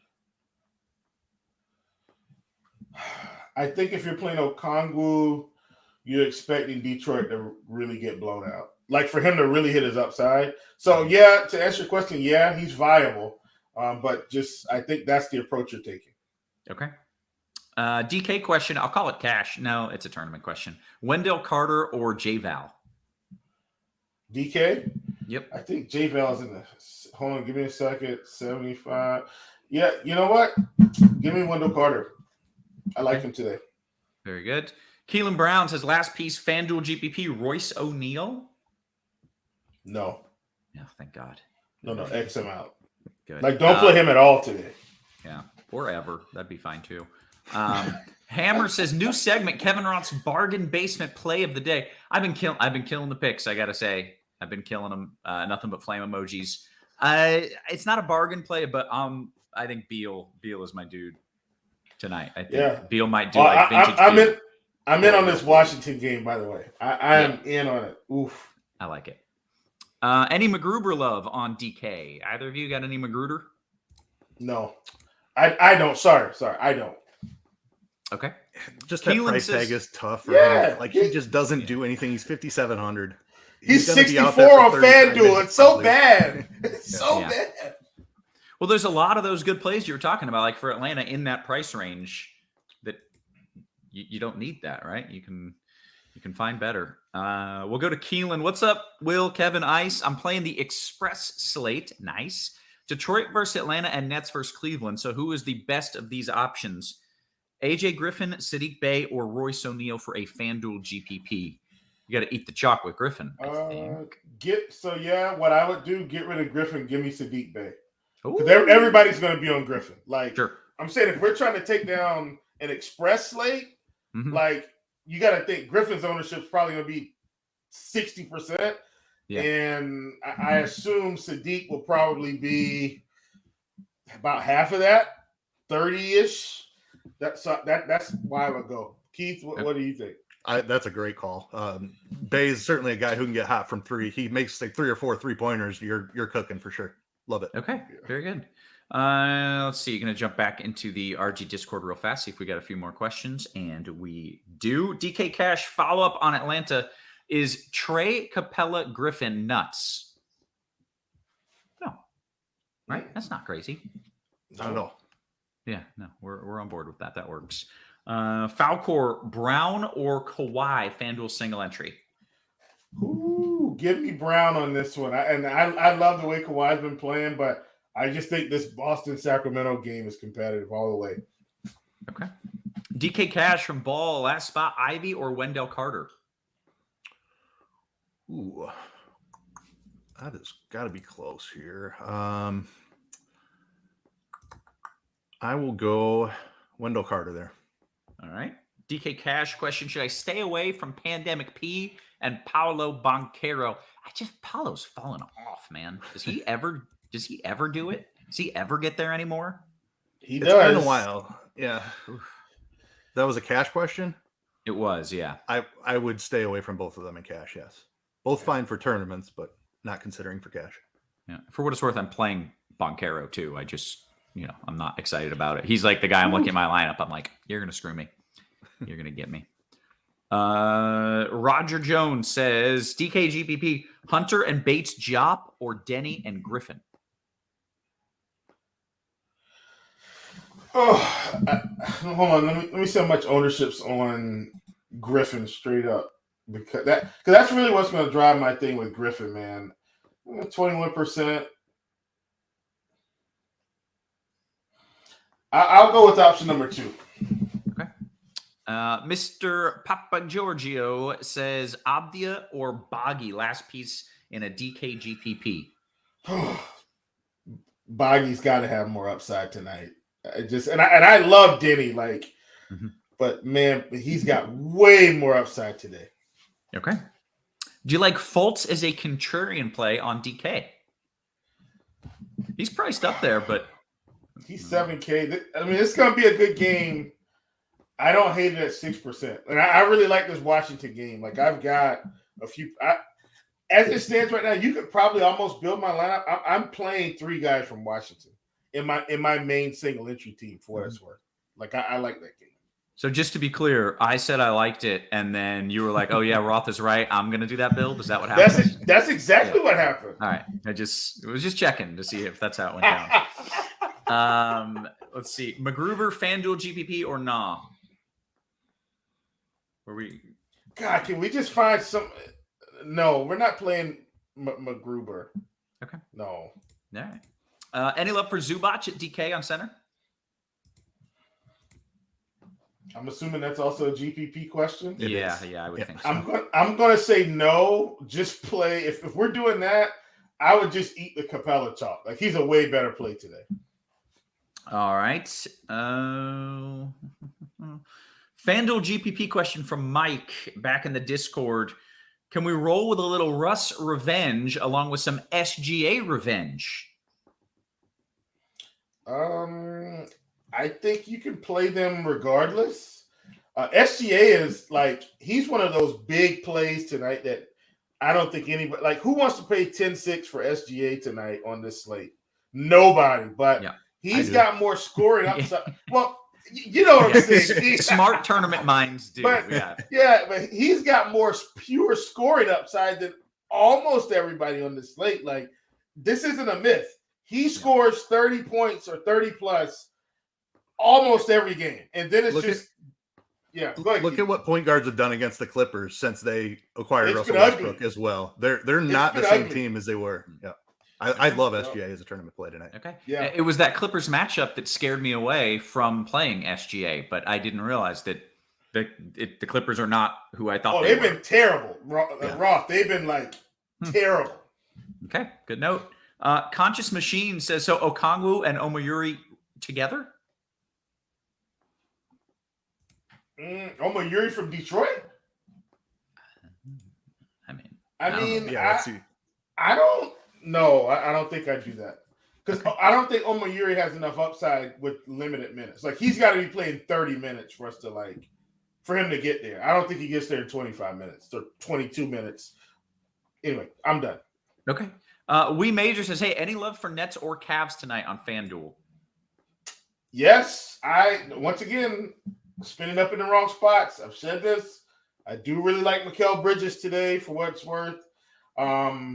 Garland is okay. Garland's a better play on DK. Mitchell, I'm not as into because he's above that 9K range. He's got more help. And then with Allen coming back, I'm not as into Mobley. But once again, Bridges I do really like. Okay. By the way, Hammer in the chat pointing out we are almost to 100 likes on the YouTube.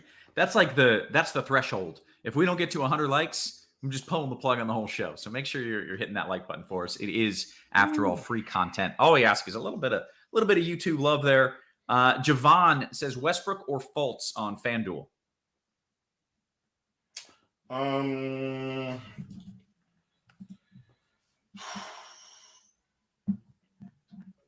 Give me Honestly, give me Fultz. Okay. Back to the RG Discord here. Raymond says, FanDuel GPP, these guys are close in percent ownership. Do you like Sandro or Hunter? Sandro. I think that's the third time we've had that question. Yeah. Sandro just, I mean, look, so I will give you, do we have, how many more questions do we have, Roth? I don't want to We got like 3 more questions. You're good. Oh, Go for it. Answer the questions and then I'll talk about it. Okay. J Sam's FanDuel GPP, Monte and Bay or 5,700 point guard and Griffin. P.S. I've got Bogdanovich, Trey, and Collins in this lineup.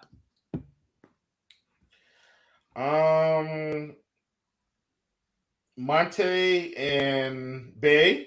Yep. I don't like Monte's upside, but I do like Bay. I don't hate the Monte Bay call to be contrarian for what it's worth. But I don't like Monte's upside, but it's contrarian enough to get away from Griffin. Okay. Raw points DK most upside. Boncaro, WCJ, or Giddey? It was definitely not Bankero, so you just scratch him off. It's Wendell Carter Jr. or Giddey, and tonight I'm siding with Wendell Carter Jr. Okay, very good. Chief, go for it. Did you have a rant? Because we've got one question here that I want to take after lock. Okay, so it's not necessarily a rant, but it's kind of my rule of thumb. It's not a perfect science, but if I've got to choose between the 3K center and the 3K shooting guard, I'm always going with the 3K center because the 3K center can get 10 rebounds, 8 points, 2 assists, 2 blocks. And the 3K shooting guard is most likely not the primary option. He's got to shoot to get there. Like, that's my somewhat rule of thumb. So you're asking me to choose between Mamu and Hunter tonight. I'm straight up going with Mamu because he's got way more ways to get there than Hunter does in a vacuum. Okay, good answer.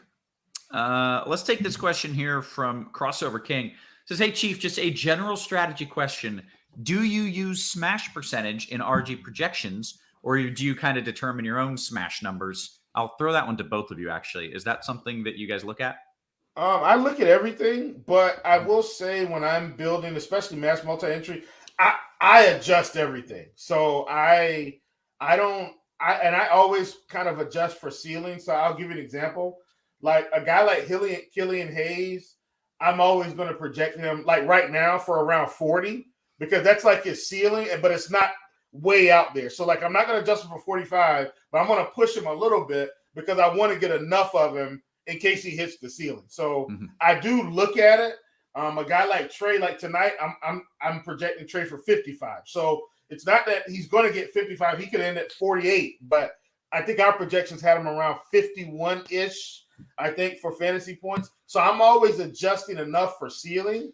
But I'm also adjusting down for guys that I think are in basketball, like Rodney Magruder at 20. I mean, honestly, I just hit the X button on him, but a guy like him, if he was 4,500 and we had him projected for 28, I'm probably going to back him down to like 25. Like, you get what I'm saying? I'm always, I try to account for the skill level, the involvement, and, it's not a perfect science. I'm not going to be perfectly right. But I try to adjust for it that way. So answer your question, yes, I look at it, but I also make my own adjustments.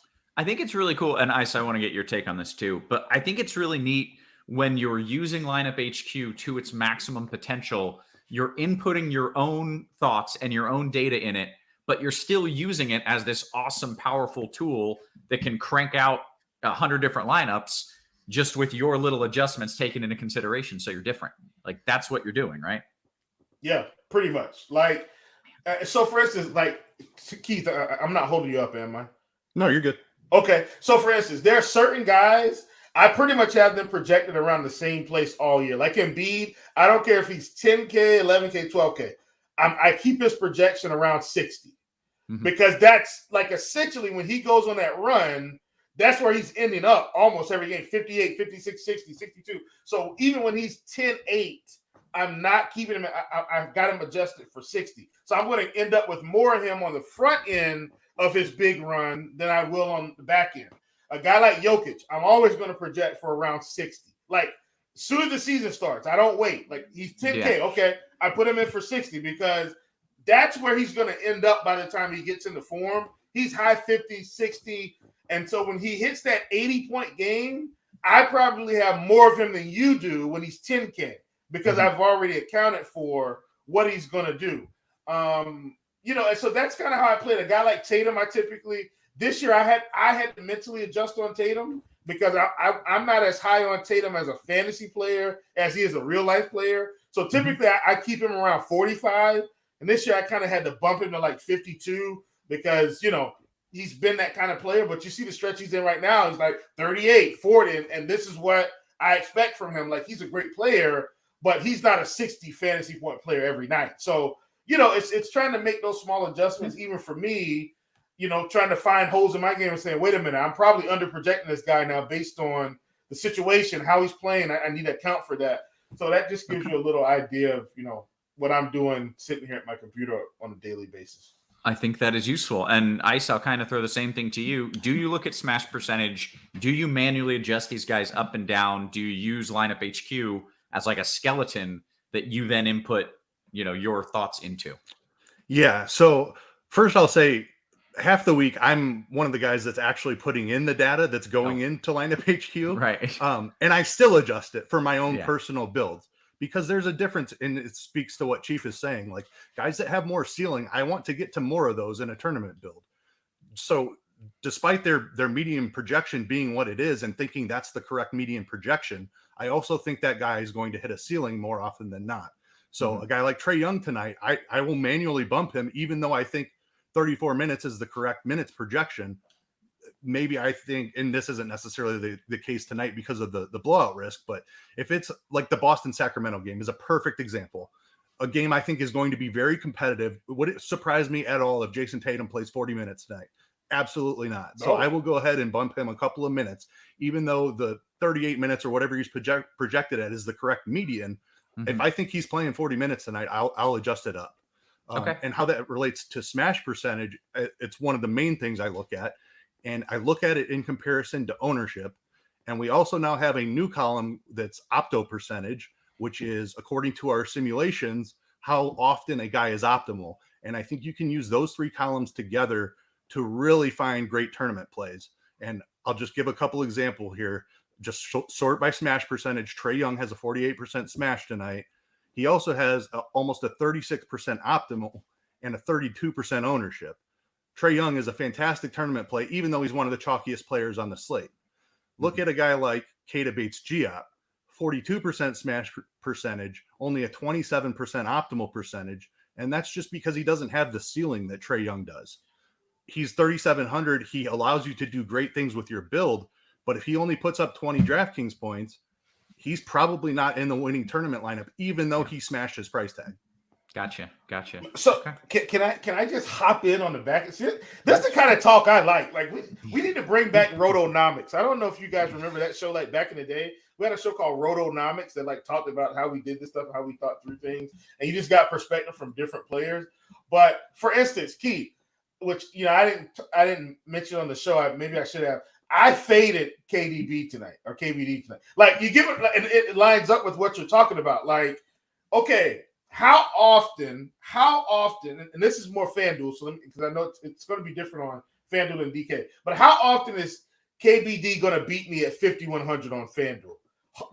Hardly ever will he be optimal at 5,100 getting 22 fantasy points. So when I'm taking those types of decisions into account, like I'm hitting the X button, like I'm just getting rid of them because we've got him projected for 28%. Well, I think about it like this. If 28% of the people have Keita Bates-Diop tonight, and he puts up 22 fantasy points, heck, even if he puts up 25, he's not optimal. Like, so even if he puts up 25, I'm way ahead of those guys just by playing Denny or just by playing somebody else or just by playing two more expensive guys like Paolo and Zinger.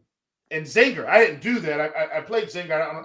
I think I played Zinger and John Collins. But my point is, just by getting rid of him, in my mind, I'm hammering the field right now. Like I'm already ahead of them to start the night because his ceiling. I mean, he has 1 30-point game every 3 months. That's an exaggeration, but I want to get rid of those guys and get exposure to some of the other guys. So for a guy like Trae tonight, I'd be on the lock button because his ceiling compared to everybody else on this slate is way more. It's so much higher than some of the other stars because he's by himself. And Kareem is saying that it's much more relevant. Obviously, Kareem, that's why I mentioned I'm talking about it from FanDuel. So I know it's different. But my point is, even on DK, he's not, even if he gets 20 fantasy points, if you go by just 5x value, it's still not that much. Like right. You can overcome him getting the flame emoji and doing okay. Whereas if Trey goes off and you can't really overcome that, right? If he drops 70 or 80 fantasy points. Yeah, if Trey drops 65 tonight, you're gonna need him. Yeah. If he on either side, if he goes for 65 fantasy points, unless every other stud on the slate like just goes bonkers, if he goes over 65, like he's gonna be optimal. Yeah. Period. Okay. Well, hey, good talk. One quick note. First off, thumbs up. This is great content from two of the sharpest minds in the biz. So hit that thumbs up. Good stuff, guys. One quick note that I think I noticed between the way both of you do it is, Chief, when you put these manual optimizations in, you do it by points. And Ice, do you ever mess with the projection of points, or do you just mess with the minutes usually? The only time like if you adjust the minutes, the rates and everything follows with their fantasy points. Sure. So if you bump a guy a minute, it should flow with their rates to increase their fantasy points. So that is how I do it 90% of the time. The only time I do not do it like that is so in the Spurs situation. If I think Devontae Graham is going to start over Trey Jones tonight, that's going to alter his rate slightly. His assist rate probably goes up, usage goes down a little bit. Gotcha. In that situation, I will do a manual adjustment to fantasy points. But as long as it's just like a Jason Tatum, Jaylen Brown situation where I think the starters are getting more run because it's a close competitive game, I just do minutes. If it's a situation where I think the lineup is going to fundamentally change from how it's projected, then I will adjust fantasy points as well. Okay. Makes a lot of sense. Good stuff. Good stuff. Excellent work. Guys, with that, we are going to bounce on out of here. Just some excellent content through lock, beyond lock. I love hearing it. So for Ice, for Chief, for our wonderful production crew, always working hard behind the scenes. Guys, we appreciate you. We love you. And we will catch you tomorrow. You have been crunched.